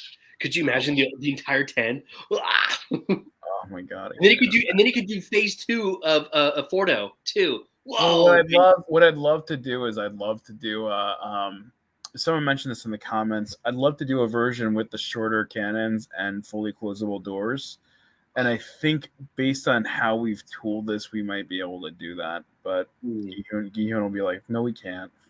What I'd also like is I'd also like to get vehicles and clones out there that are based on the different rankings. Mm-hmm. Oh, yes. Yeah. And Bill F. Murray, yeah, definitely there's a chance of a force-ranked fan vote for future releases. It's just going to be a while. Oh, I just saw that comment. That would be awesome, dude. Yes, absolutely. Venomous Angel X7 Venomous Angel X. Is that a reference? I don't get it. Angel X asked if we're doing accessory packs. Do you remember when Hasbro did accessory packs for episode 1? Barely, yes. I wasn't super into that line, but I do remember them, yes. They did not sell. Which, I mean, it goes back to, like, we know y'all want to keep this a vehicle-based line. You know, I mean, I mean, us as fans, you know, we always want more. You know, we are the mouse that has the cookie. We always want a little bit more, you know, because we are just passionate fans that just collect and collect. I mean, just look behind me, basically. I grew up on the version of that book called "If You Give a Moose a Muffin," which I think is superior.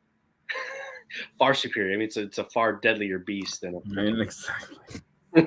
All right, I'm sorry. I keep going off on tangents. I'm very sorry. Yeah, I mean, it is vehicle first. We'd love to find ways to get other characters, other ranking clones, other named clones in the line.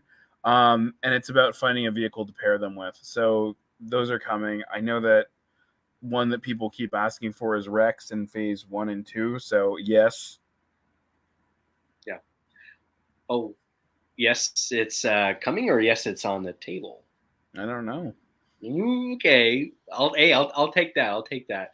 So you mentioned a lot about like exclusives. So we have reveals coming up. We have San Diego Comic-Con exclusives. We had the Disney parks. Was it the Bat 2 exclusive? Will Disney parks be seeing other exclusives? Oh my God, they came to us with something, and it's. I keep saying it's my dream, but it is my dream. And they came to us with a way that we could do it. We have a call with them coming up soon, and we'd like to plan out more things with them. And I think they're very eager to continue on with that kind of stuff. So really?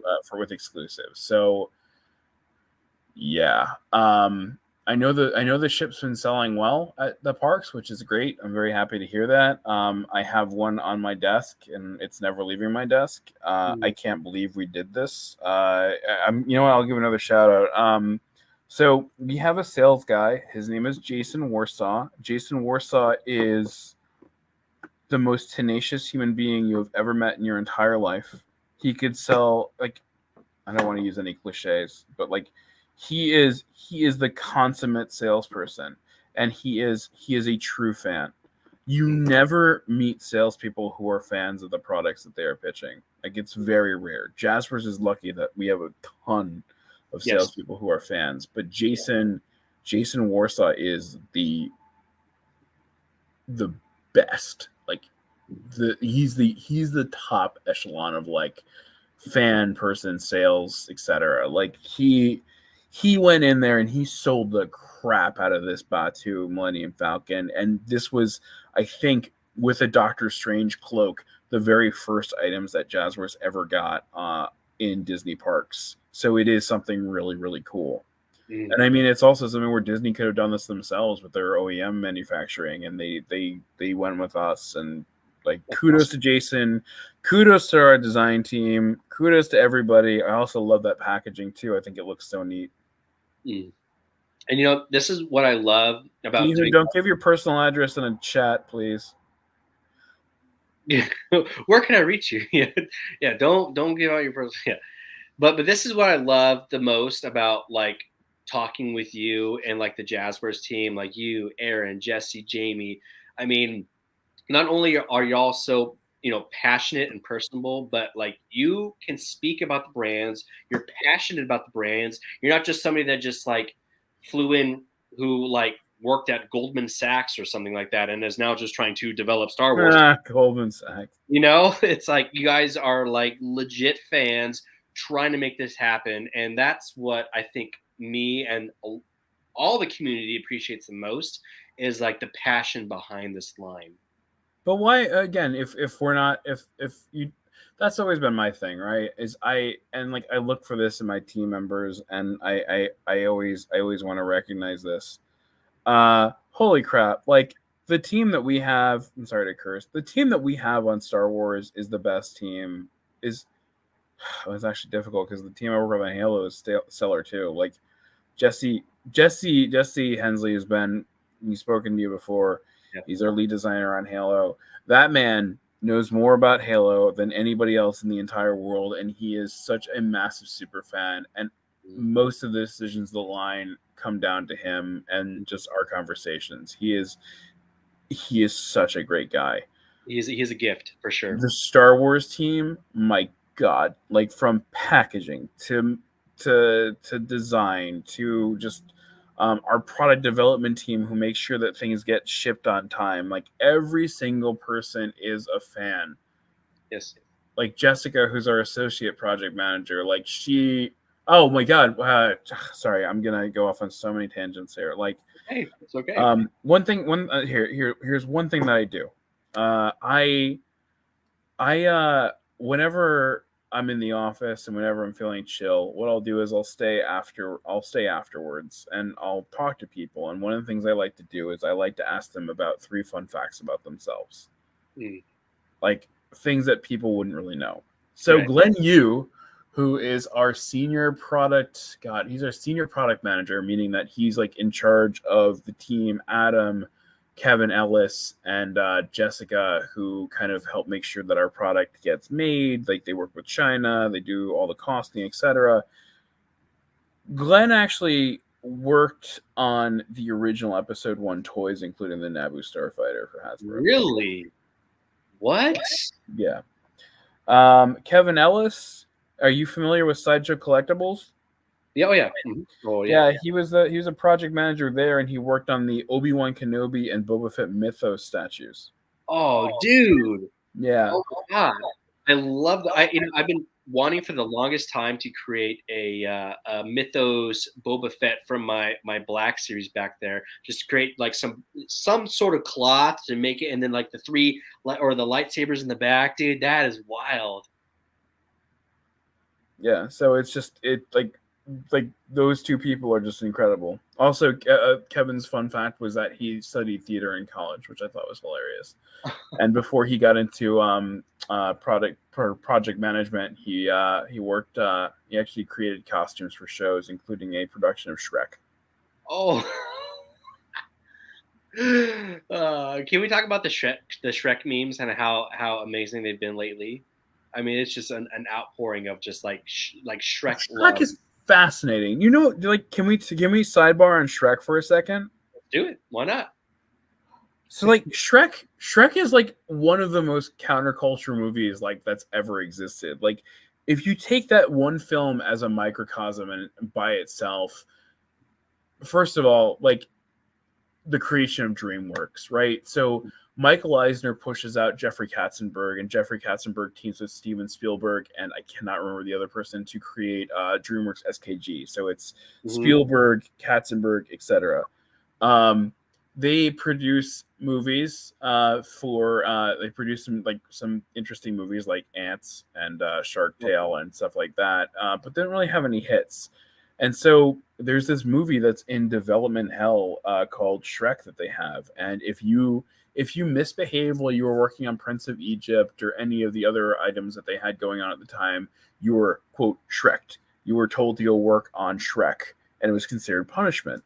The original voice of Shrek was Chris Farley, who actually recorded 89% of his dialogue before they changed it. Way. Really? Yep. I had no idea. You can hear some of it online someplace. Eddie Murphy was always Donkey. But Mike Myers comes along, and Mike Myers actually makes it. Mike Myers like recreates the entire movie. Like he records his lines, and he goes, "Wait, no, he recorded them in kind of his own speaking voice. So Right. he tries a Canadian voice, doesn't work. He tries another voice, doesn't work. And he tries a Scottish voice, and it works. That's what's Steven sick. Spielberg writes him a letter and is like, "Thank you so much for caring enough about the character to do this." It costs like $3 million for them to reanimate everything, whatever. So Lord Farquaad, right? Lord Farquaad is Michael Eisner. Yeah, right. And while if you say Farquaad out loudly, quickly, you will understand like where they went with that. F-Wad. F-Wad? Oh. And the other interesting thing is that all the fairy tale creatures and stuff like that, all the characters are really emblematic of like Disney, like what Disney was doing at the time, which was essentially owning what do you call it? Public domain IP.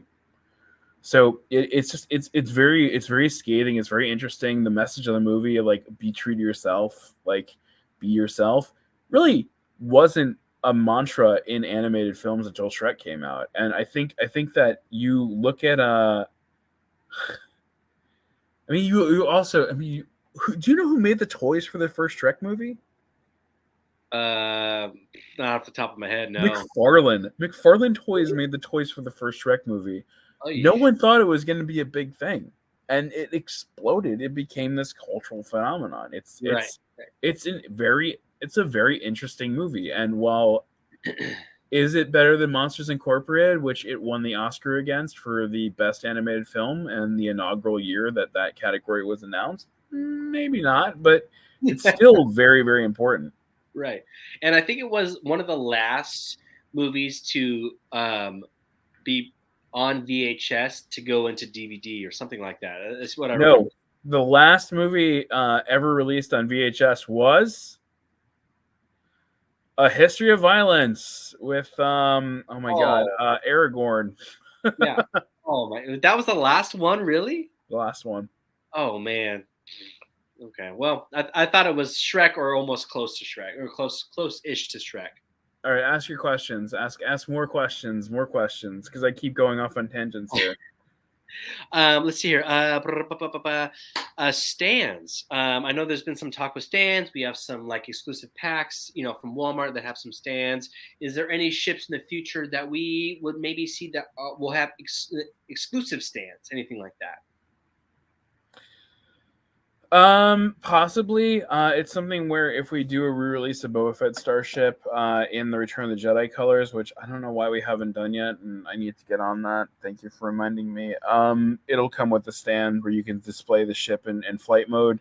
Stuff where the vehicles really need the stand in order to actually be displayed, like the speeders. It's something where we'll include the stand. Mm-hmm. We're looking into potential other releases of stands, but I can't speak any more to that yet. Okay.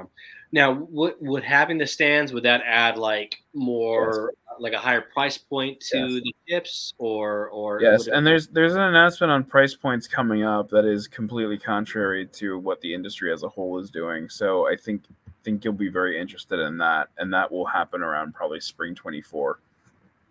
I'm sorry. Say that first part again. There's an announcement on price points, changes to price points for our core 3 assortments: the speeders, the Scout class blinds, the light armor class, and the Starfighter class. That will go into effect spring 2024. That is contrary to what everybody else in the industry is doing, but that also means that stands are less likely. Okay. Because I think the old CEO from Disney is back, right? Is from what I understand, and I think that they want to. Did I hear that correctly? No, well, yeah, Bob Iger is back. Bob Iger is a freaking amazing dude. Bob Iger, do you know the story of Bob Iger's like purchase of freaking like Pixar? No. It's fascinating. No. So Michael Eisner, I think it was Michael Eisner. Yeah, Michael Eisner and Pixar didn't get along really great. Bob Iger is just starting his tenure at Disney, and he goes to Disneyland or Disney World, whichever one, and he sees this parade go by. And he sees that about a good portion of the parade are all Pixar characters, which at that point are not owned by Disney. And he goes, man, I need to buy Pixar. Like we need to get in good. So he went to Steve Jobs, hat in hand, and was like, let's make a deal.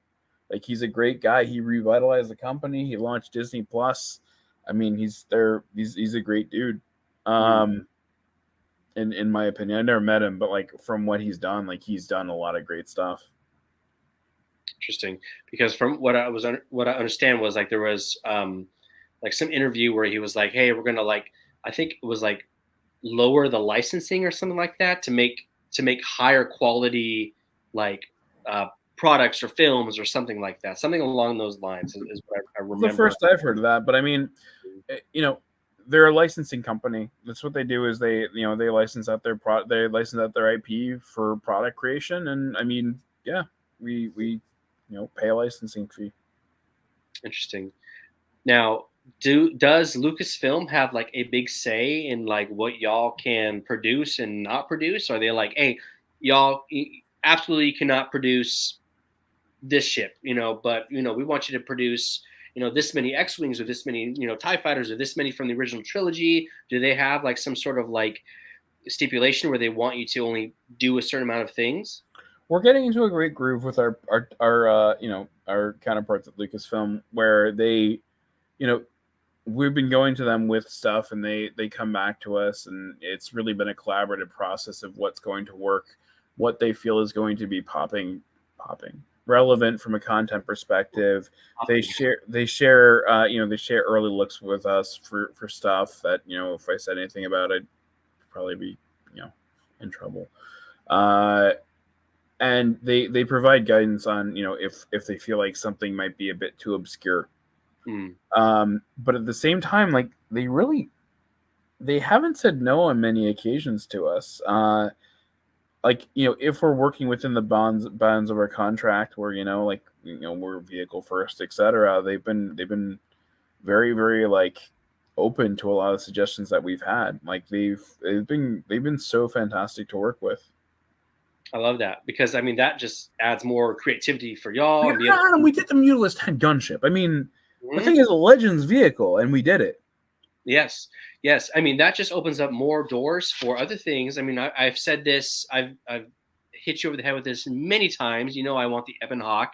It's my favorite ship. It's never been done. It's something that I definitely want. So I mean, I feel like that opens doors to other obscure ships that we could possibly see down the line. Yes.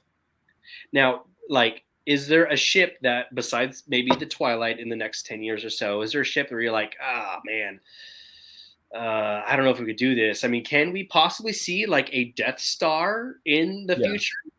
Yes, there will be. Like we are looking into ways of doing something like that. I know that everybody's very excited about doing a Death Star. It's about the execution of that. I think that Action Fleet did the best possible execution of a Death Star place that you can possibly do. And I think it's up to us to figure out a cool way to do that. I do want to just answer one question from Nemesis Angel, who I just realized is Nemesis Angel. So Amazon does a lot of stuff in what's called SIOC packaging, ships in a container. So if you ever buy something from Amazon, like a collectible from Hasbro, usually it'll come in a cardboard box, like a blank cardboard box. If we were to do a really cool exclusive with Amazon for next year, or for this year, possibly 2 exclusives, one of which is something that I know everybody on this call would freaking flip out over, they would be SIOC packaging, meaning that they would ship in their own cardboard, they would have their own cardboard box around them, and then that would be packed separately. So that would avoid any kind of bending and stuff like that. Oh, I would love that. I've seen that before with like other brands. They've done that type of shipping, and I like that a lot, because it helps really protect the packaging. And so like most of us, I mean, in here are collectors. We are, I would imagine, not children or like under the age of 18. Now, where does like Micro Galaxy Squadron fit as far as like consumers? Are we more towards children or a kids line, or are we more towards a collector's base, adults, or are we a happy medium? Like, how does that play into like the sales? Well, that's a great question, and that's actually something that we're working to figure out as well, right? So we don't have shopper analysis where we can kind of check out what's in people's baskets to determine the kind of I mean, this is kind of terrifying, but like some companies you can actually do a basket analysis to show what people have bought alongside your item. That will kind of reveal information about their demographic.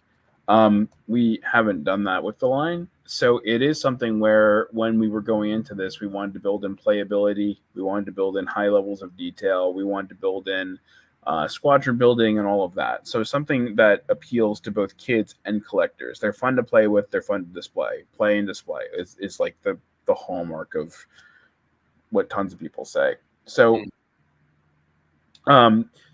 I would very much like to know. I think personally that collectors have obviously gravitated to the line immediately. I think older collectors, I think people, Adam, of our age, because it is a kind of spiritual successor to Action Fleet. It is a way for us to do that. And I think that, when you see a new wave come out, you see a huge peak in sales. And then as the collectors have kind of picked up the entire wave, you might see that dip a little bit. Now, our purpose and our focus is going to be trying to chase that tail, which is like that long tail of sales, which is, kids.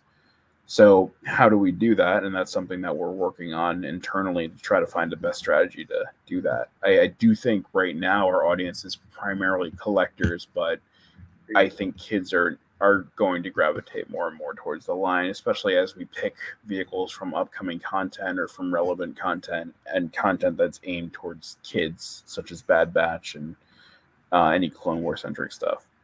Right.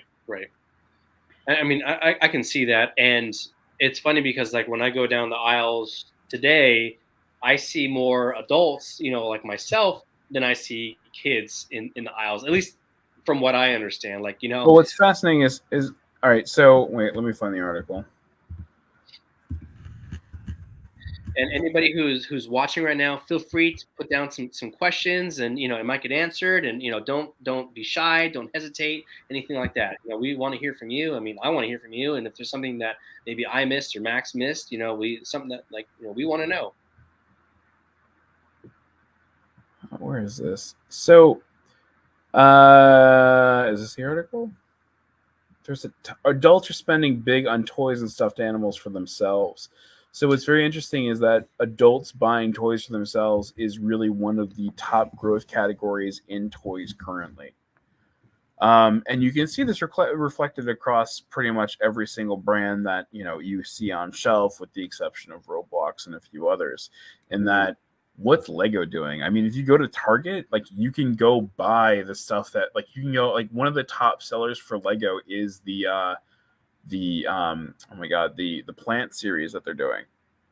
Oh yes, it's just like the succulents and right. Orchids and stuff like that. Like that is a top seller for them. Really? Yes, it is. It is a huge mover, and Star Wars, like the best-selling Lego set of all time, arguably was the 501st Battle Pack that they did.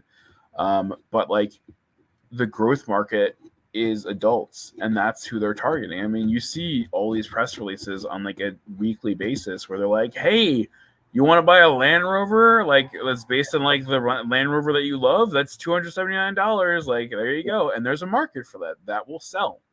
Right.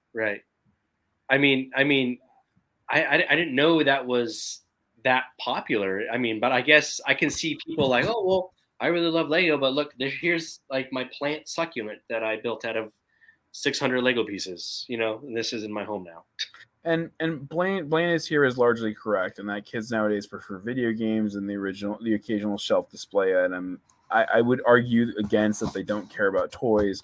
Video games, tablets, screen time, all of that content in general is obviously a big factor. But I think a big factor in what kids spend their days with nowadays and what they interact with. But I think there is still space for physical playthings, and I think that one of the interesting aspects of the fact that the collector market is growing and that the adults buying toys for themselves market is growing is that, hey, like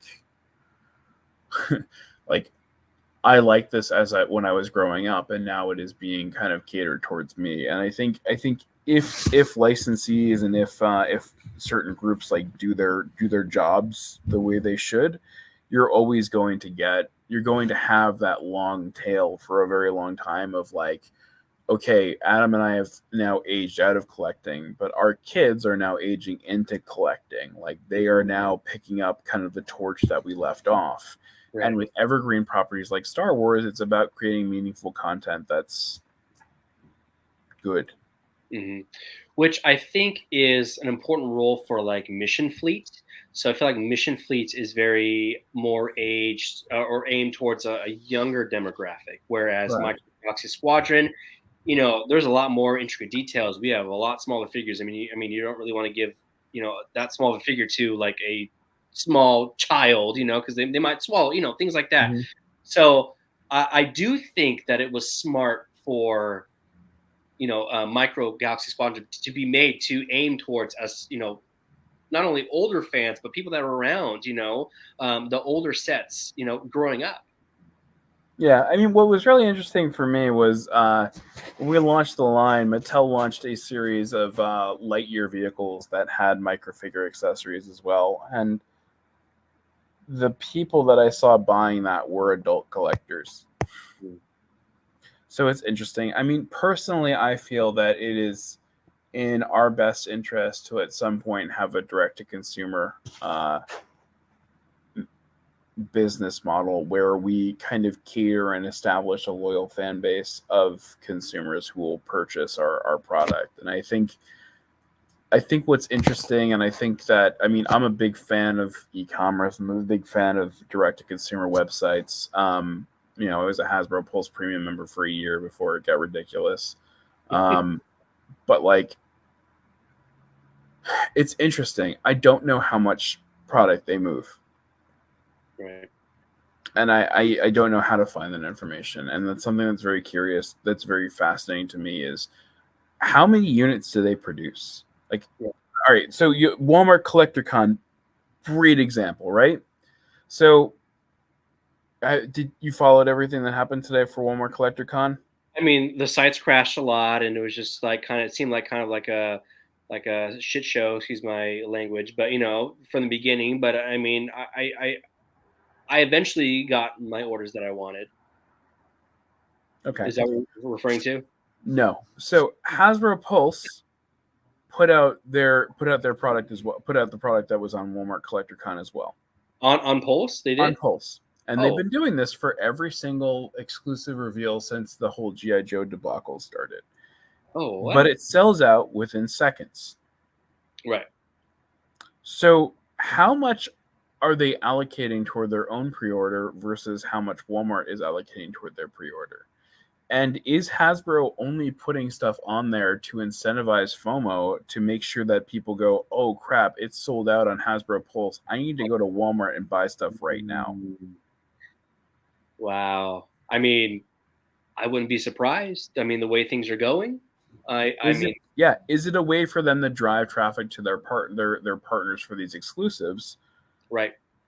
And like, you know, their current warehouse sale is something that's interesting as well. I mean, it's direct to consumer is a very interesting business. It's something that I really want to learn more and more about. It's something that, you know, I hope Jazwares does in the near future. I think it's something that would benefit all of our collector brands. Think about it. I mean, if there was a place where you could just go and be like, all right, cool, I want to buy Wave 2 all in one shot, you know? Right. And I think a lot of us fans, I mean, especially, you know, myself, I mean, I want that. And I think everybody wants that. I mean, we want to be able to buy whatever it is, like the moment we see it, you know? So for example, like the Munilus 10, when it went live on Amazon, at that moment, it wasn't, oh, we got to go to Target because it's in-store only. It was, hey, it's on Amazon right now, and it's online, and we can buy this now. Sold out within hours, okay? Now, because we were able to do that, I think that would be very beneficial for Jazwares to perform some sort of direct-to-consumer, you know, across all brands, whether it's Fortnite, Roblox, Halo, you know, Micro Galaxy Squadron.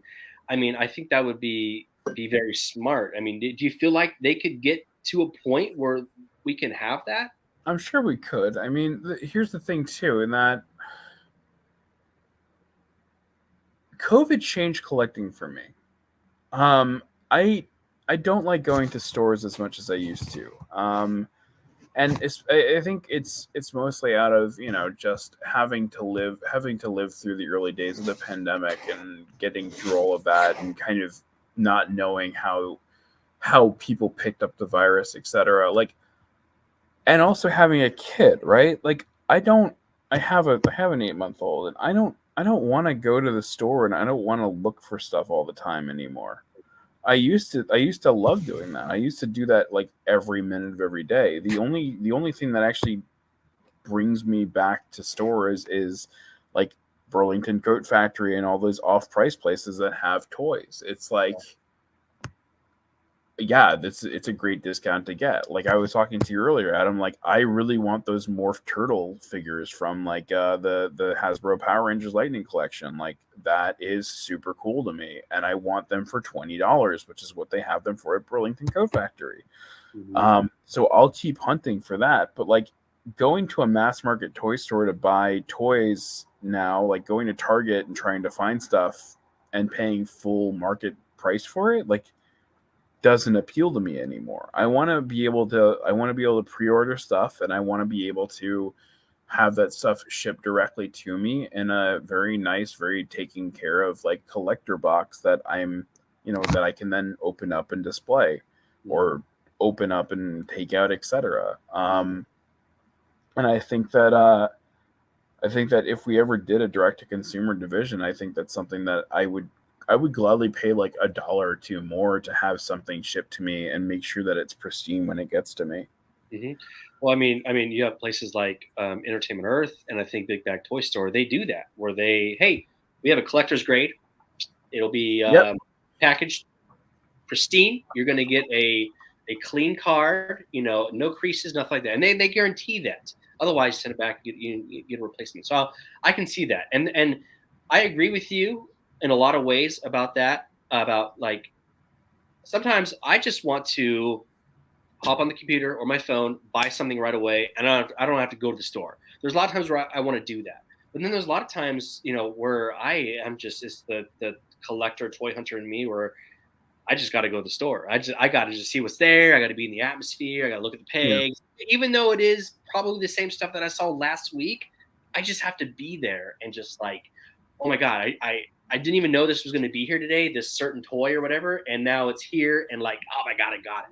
And then, not to mention like going to Ross, going to Burlington's, going to Ollie's, and then like, oh man. My God, Ollie's? You have Ollie's in Texas? Yeah, we have an Ollie's. Yeah. Sure. Yeah. And like going to these places, like I think it was 2019, Ross had the Star Wars The Black Series, Captain Rex, $299 a figure. It was insane. Everybody was losing their minds. I went to my local Ross, dude. They had 12 of them. I grabbed a few, and I called my buddies. Like, dude, there's 12 of them right here. Like, do you want one? Do you want one? And a bunch of them were like, yeah, grab some for me. And dude, it was like the coolest. Like that was that's like how I got the Imperial Guard. Really? Yeah, I got them at Five Below for $5. They had 2 of them. Yeah, Black Series. It's amazing. But the thing here's what I'm getting at. Those days are over for them. Actually, wait here. Let me backtrack. And I know we're getting away from Star Wars, but this is a very interesting conversation to have, and I appreciate everybody staying on as long as they have, because it's something that I think about a lot. Yeah, almost 2 hours. Wow, thank you. Did you catch the news about Hasbro, Mattel, and Funko? About something that they did together? Their inventory. Oh, is it going so their inventory is enormous, and Funko is actually throwing away $30 million worth of inventory. Yes, instead of donating it. Exactly. That like blows. That they would just dump it into a landfill. Yeah, and everybody's joking about it being next to the ET cartridges, but it is a tremendous waste, and it is something where, like. I kind of find it a little bit ridiculous that they couldn't have just donated that to people. But that's my own personal opinion. Hasbro and Mattel also have a ton of overstock as well, and a ton of inventory. And so that's something where in the next year or two, guys, you're I guarantee you're going to see a ton of stuff at closeout. I think that we're going to see closeout levels that we have not seen since, what I always call the golden age of collecting from 2010 to 2015. I think you're going to see a ton of stuff. And what I think after that we're going to see more and more of is pre-orders. You're already seeing this on lines like G.I. Joe, and I think it's very important to kind of consider what a pre-order really is. Like, out of a pre-order like a year out, that is the manufacturer kind of gauging how much interest there is in that specific item, and then producing essentially like Super 7 does to order. So those are made to order. Like, they are producing an overage, yes, but they are producing a significantly smaller overage than they normally would have in the past. And that's why we're seeing so many pre-orders right now where it's a year out, right? Right. Like it's a year in the future. Like, that's crazy. And it's basically almost like a guarantee from the consumer, like, hey, like this person, I mean, unless something happens, we're like, hey, well, this place is doing it better than you, then I'm not going to buy it anymore. But I mean, it's basically a guarantee from the consumer to the, to the seller, like, hey, I want this, lock me in and just get it to me, which I'm all for pre-orders. I'm all about pre-orders. And I will say, I agree with you about seeing a massive closeout. I mean, I don't want to dog on any other companies, but Black Series stuff hasn't moved. It's not going to move, and when it does move, it's going to be significantly lower at a clearance price. The only time we've seen that within Micro Galaxy Squadron is because the over accumulation from what we know of Series 1. It's not because there's a high retail price and nobody wants it. It's just, hey man, I already got a Genevex at home, and that person over there and that person over there has it as well, so they don't need it either. So it's going to sit there. So something like the Black Series, where it's at a higher price, you're not getting as much bang for your buck. It's going to sit there. And dude, I want the Ned Black Series droid from Kenobi. Dude, he was a champ. He was for the team. He had the hammer. He was ready to lock it down and defeat. And I want that figure, but I'm not going to pay $33 for it, man. I'll get it maybe when it hits a clearance closer to $18 or something like that, Yeah. Can I throw something out? Because I'm also monitoring the chat. So I know that people are frustrated they can't find the blind boxes, and people like the blind boxes. Guys, if there were a way to get a limited, like a box set that was a limited run, it would be more expensive, but it guaranteed that you would get every vehicle in a wave. Would you pay more money for that, including the chases and the rares? So almost like Hot Wheels, how they do the super treasure hunts. Correct. You're getting every single super treasure hunt in there. Then oh, absolutely. Because depending on how much more it was, I don't have to drive from store to store. I don't have to buy, packages. And then B, I don't have to go to a store and then find that all the blind boxes have been opened up already. And I'm like, bullshit. Like now, like these are gone. Yeah, I would buy into that. It would be extremely limited. It would probably be only 200 to 300 pieces because we want to make sure that it's democratic, that people can find them in the wild, and it would be at a higher price point. But yeah, I mean, I'm happy to hear that it looks like people are definitely all for that. Yeah. Apologize for using this stream as a bit of a marketing exercise. No, I mean, this is why I do it. This is why, Kevin does it, and we do this, we bring on here because obviously bigger things are happening than just this stream behind, Jazwares and Micro Galaxy Squadron. So, I mean, if this is a platform where you can kind of pitch things, then go for it. Well, the industry is just fascinating right now. The toy industry in general, like I've been following it my entire life, and it's unlike anything I've ever seen before. I think that the more I kind of branch out and look at what's being done in girls and preschool and all of that, it's such an interesting market right now. Like, you have innovation is fueling trends, is fueling all of that. But if you look at boys action and you look at like where, kind of our bread and butter is, right? Like that boys action aisle, what's new? What's changed? Nothing. Right. You know, I hate to toot my own horn, but Micro Galaxy Squadron is rather disruptive. It is a cool vehicle line that is in the boys action aisle. It is something that is like, it's playing with a scale that really has not been in the market for a while. It's something unique, and it's something interesting. Exactly, because before that it was like scales, but you really couldn't put figures with it. And then if you did put figures in it, then the ship was like off scale, and it wasn't like, it was like maybe almost kind of too cartoony, and it wasn't like appealing to, you know, make maybe like a mass majority of folks, you know, where I feel like this can really appeal to, you know, the younger crowd, the older crowd, and then, you know, newer ones coming. Yeah. So it's getting a little bit late on my end. I want to do a few things before we go, if that's okay, if you still have a little bit of time in your end. Absolutely. Start that. I'm gonna plug. It's funny you say that. I'm gonna plug in my computer real quick. All right, so guys, throw out any questions that you want, and I'll answer everything that I can. So I think having the blind boxes now. I mean, if something like that were to happen, would it come in like a specialized case, or is it just like, hey, here's a brown box, here's like a sheet, and here they are? Or, you know, would it be kind of, you know, if it's limited to 200, would there be like some like promotion? There would be a box. There would be a special box. Okay. I would hope there would be. And my idea would be this would be a cool limited collector item where we would have a letter thanking the fans for buying it, and it would be signed by the team.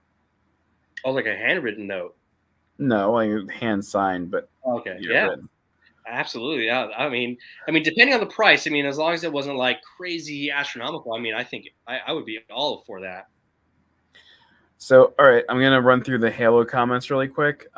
We have some vehicles tooled for Halo. There is a special way that we want to get those out to market. We haven't released them yet. So stay tuned for that information. I would go to your local Targets and pick up as many drop pods as you possibly can, just to show the line some love in that way. Yes.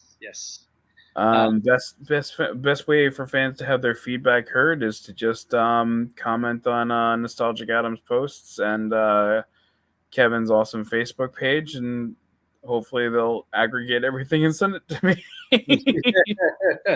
Absolutely. So Kevin's asked this a few times. I definitely want to address it so he feels heard. But the Chase 1 out of 15, are rares still a thing? 1 out of 15,000? Yeah, it depends on how many we totally produce. So, yeah, I mean they're still a thing. 1 of 15,000 is the rare. 1 of 5,000 is a Chase. I mean, depending on how many are produced, I think 15,000 might be a little bit generous in terms of the rares. I think they are much easier to find than the Chase pieces. So, right.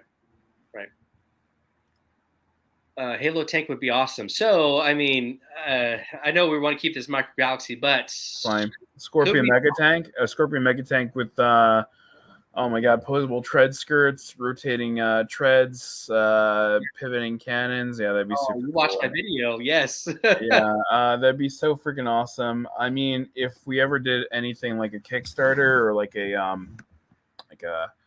crowdfunded thing, I guarantee that would be like the number one thing that we would do. Oh, it's got to be. Man, that is the dream, to have a full-scale world of Halo tank. Exactly what you said. The treads, the turret, you know, the cannon moving around, everything. Oh, my God. That would be a collector's dream. Kevin, Series 3 is not going to be all rares. Nemesis Angel, Series 2 and 3 will be in Target and Walmart. We're looking also at ways to have multi-packs the same way that we did with Series 1 of the blinds available on Amazon. So you'll see them. Jazlab, unfortunately, sounds so similar to HasLab that I don't think we'd be able to get away with it. I know our legal team, and I think they would have words with me for that. I think there's a name that they call you. It's like Jazzmanians, right? Yeah, they call us Jazzmanians. Dude, you could do like the Jazzmanian crowdfunder, dude, and just all like, we're Jazzmanians, we want the Scorpion tank, you know? Oh, that would be so cool. All right, I'm gonna give you guys a treat. You ready for this? Let's go, baby. All right. First of all, do we have any other burning questions? Lay them down now because this is your last chance until we do the next chance. time. So, I mean, if you don't post it, then it might not get answered. Series 2 will be available in your area. Do not worry. I promise you'll be able to get it. All right. Adam, I want to know one fun fact about you that not many people know. Oh, man. I play guitar. A little deeper cut than that, Adam. Oh, okay. Hold on. One fun fact about me that you don't know or nobody really knows. Oh man. I feel like I'm pretty like transparent on most of my stuff. I gotta think about that. Man, you really laid that on me. We've been talking for 2 hours. This is more than I talked to my wife today. Dude, mine too, honestly. Yeah, I mean, for a consistent amount of time. Well, actually, we went to dinner, so maybe not. Oh man, one fun fact about me. Dude, I don't know. That's I got so many. I don't know what's more fun than that. Oh man. Fine, I'll make it easier. What was the first Star Wars toy you ever bought? Oh my god. Got or received? Oh. The med tank droid from what is it? FX7? Is that the name of is the med tank droid from the original trilogy? With like the 80 arms? No, it's got the one tube that goes 2MB? Yeah. I think so. That was the first Star Wars toy that I ever had. Yes. The OG one? Yes, yeah, from back in the day. Oh wow. Yeah. I had the first one I ever got was the Micro Machines Darth Vader transforming head playset, I think, or it was the Power of the Force TIE Fighter with Chewbacca and Darth Vader. Oh yeah. Okay. All right. So the fun thing, and you owe me a fun fact, by the way, and I'll give you a fun fact about myself once you give me yours. But who wants to hear the names that were not cleared for Star Wars Micro Galaxy Squadron before we started on Micro Galaxy Squadron? So who wants to hear the rejected names for the line? Oh, dude, absolutely. Oh my god. Barfing. Right. Mine was barfing Jabba with the slime. That's a classic one. Oh man. I love you, Gihoon. All right. Battle Brigade was not cleared by legal. The following were cleared by legal: Galaxy Squadron, Micro Squadron, Iconic Micros, Fleet Fighters, Battalion Builders, Squadron Force, Fleet Force. Wait, I want to get to the really bad ones because there's some really bad ones. The Battle Brigade was like cringe. Macro Micros, Scale Squad, Rebel Rides, Galactic Gadgets, Screen Machines. These two make no sense. Telecars, Telecruisers, Compact Cruisers, Nano Rides, which is taken, Smugglers, Runners, Galaxy Runners, Lightspeed Launchers, Flight Force, Zoom Racers, Pocket Zooms, Micro Movers. Excellent, great. Little Launchers, Tiny Travelers, my favorite one of them all, Small Squadron, Mini Squadron, Mighty Tiny Vehicles, Wow. Mini Star Racers, Battle Wings, Space Racers, which is on here twice. Oh god, Tiny Riders of the Galaxy, Mini Power Riders, Galactic Assault, and Tiny Squadron. Oh my god, the Tiny Travelers, man. The little launchers. Who my god. Little launchers. Yeah. FS11838 wrote it too, little launchers. Are you guys familiar with the fact that we have a costume division? Yeah. Mm-hmm. Yes. All right. Who wants to hear some rejected names from the costumes? Yeah. I mean, because I helped start that team. Yeah. All right. So we put them in tiers. So I'm only going to give you tier 5. Oh man. Wears, armor wears, cape wears, cos wears, cos. God damn it. Cos wears spelled Wares, cos wears spelled Wears, exo wears, tight wears. Cape wears? Oh. No, tight wears, like tight Cape wears. wears. Oh my. Uniwears, Yeah. and then exo play. God. Oh, the cringe. God. So when we have a new brand, one of the things that we do is we do this thing called a name storm, like a brainstorm, but for names. Mm-hmm. And they're horrible. Like the worst experience is naming a line. Oh, dude. I mean, you did pretty good. I mean, honestly, Micro Galaxy Squadron.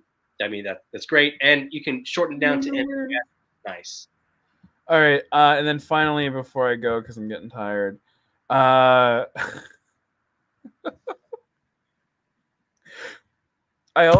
over communicative in my emails, so I always put a purpose at the top of every name storm. So the purpose is Speeder Class PDQ includes a call out mystery speeders. Brand team would like a brainstorm some additional ideas. So here's what we came up with. Okay. Here's what we came up with. So bad. All right, mystery blind speeder class, good. Mystery micros, good. Secret speeders, secret scouts, secret Galaxy Squadron scout class. Oh, so many S's. Super rare chase, like what? Super rare chase. Concealed scout class, cloak speeders, which is actually really good. Hidden speeders, shrouded speeders, unidentified targets, and the best one of all, unregistered vehicle. Oh, honestly, unregistered vehicle isn't too shabby. I mean, and there was the other one, shrouded wasn't terrible. It wasn't Shrouded speeders is not bad. Yeah. All right. Wow. Okay. Wait. I have one more. This is fun. I forgot about this. All right. So I told you that I worked on a line called Ducks, right? Where they were cosplaying ducks. Yes. So it's DUCKZ. Mm-hmm. I remember seeing those. Yes. You remember seeing them. So the name storm for that was the most painful name. No, the second most painful name storm I've ever been a part of. I was 100% convinced that they were $1, so we should call them $1 ducks. Hey, that ain't bad. Here is the list of what we got for the ducks. This is awful. This is the worst. Flocks with a Z, dollar bills. Wow. Ducks what? Duck skies, quack ups, luck ducks, ducks in duck skies, quackers, duckies, sitting ducks, ducks in a row, quacktastic, quackaroos, cosfowl. Actually, that's really good. Craws ducks with 2 Z's, duck lights, duck tombs, quack pack, quacky heroes, duck duds, duck zemble, camo ducks, ducky ducks, and then the worst of them all, bad eggs, what the duck, feathers, duckiverse, duckies, infiniducks, quackers, duck gang, duck pop. Duck pop, fowls, quack ups, quack attack, quackums, duck boom, and mother duckers. Oh, mother duckers! You gotta do that one. Right. Wow. So yeah, yeah. Are you familiar with Zoteki? No. What is it? All right, Zoteki was a collectible brand I worked on that existed for an extremely short period of time. Mm-mm. Anyway, we'll get into the name storm for that next time because the techie doesn't actually mean anything. Okay. All right. I'm ready for one more question, then I'm gonna go to bed. One more laid in there. Come on, chat. Let's go. Come on, guys. I want to take the time to thank you, and I want to thank everybody else for joining this live video. It's been an honor and a pleasure to be able to sit with you and, just an awesome member of the Jazwares team and Micro Galaxy Squadron. I mean, he brought us all a lot of joy. Can you export comments and send that to me, by the way? I should be able to. Yeah, I should be able to. Yeah. All right, one more question. Come on, one more question. All right, you want a reveal? We'll do a reveal. Oh, yes, let's go. All right, hold on. Let me pull up a visual line plan so that I can actually share. I might make it cryptic because, you know, we're revealing everything at Star Wars Celebration. Our marketing team will find me and kill me. Okay. All right. All right. What'd you have for dinner tonight, Adam? I had shishito peppers as a little appetizer, and then I had like a seared ahi tuna. We went to this like new like seafood kind of place. It was pretty cool. What'd you have for dinner? You're breaking up. Oh, can you hear me now? Nothing. All right, guys. All right. Are you ready for this? Let's do it, dude. Let's go. Let's see it. Oh, I don't know if this one's gonna. Oh shoot! I went too far in advance. I need to go back and check. Hold on one second. Oh, commit. I will. No, I'm committing. Don't worry. Once I say I'm gonna do something, I always do something. Love it. All right. You will be getting a land speeder. When? Soon. And can we know? But it'll be super rare. Oh. So is it? But we'll re-release it, so don't worry about it. Or will we? Oh. Hey, I'll take it. Land speeder, not bad. All right, guys. It's been great. I'm tired. I need to use the restroom, and I'm gonna go to bed. And my wife is probably mad because I've been shouting for the past hour. Same here. Well, thank you, Maxwell. Again, everybody in the chat who stayed, and everybody who's watching this now and in the future. Thank you so much. Appreciate it, Maxwell. I look forward to hearing from you soon, and we'll do some more live videos. Other than that, have a great night and a great week. You too, man. Talk to you later. All right. Bye, everybody. Thanks for joining. See ya.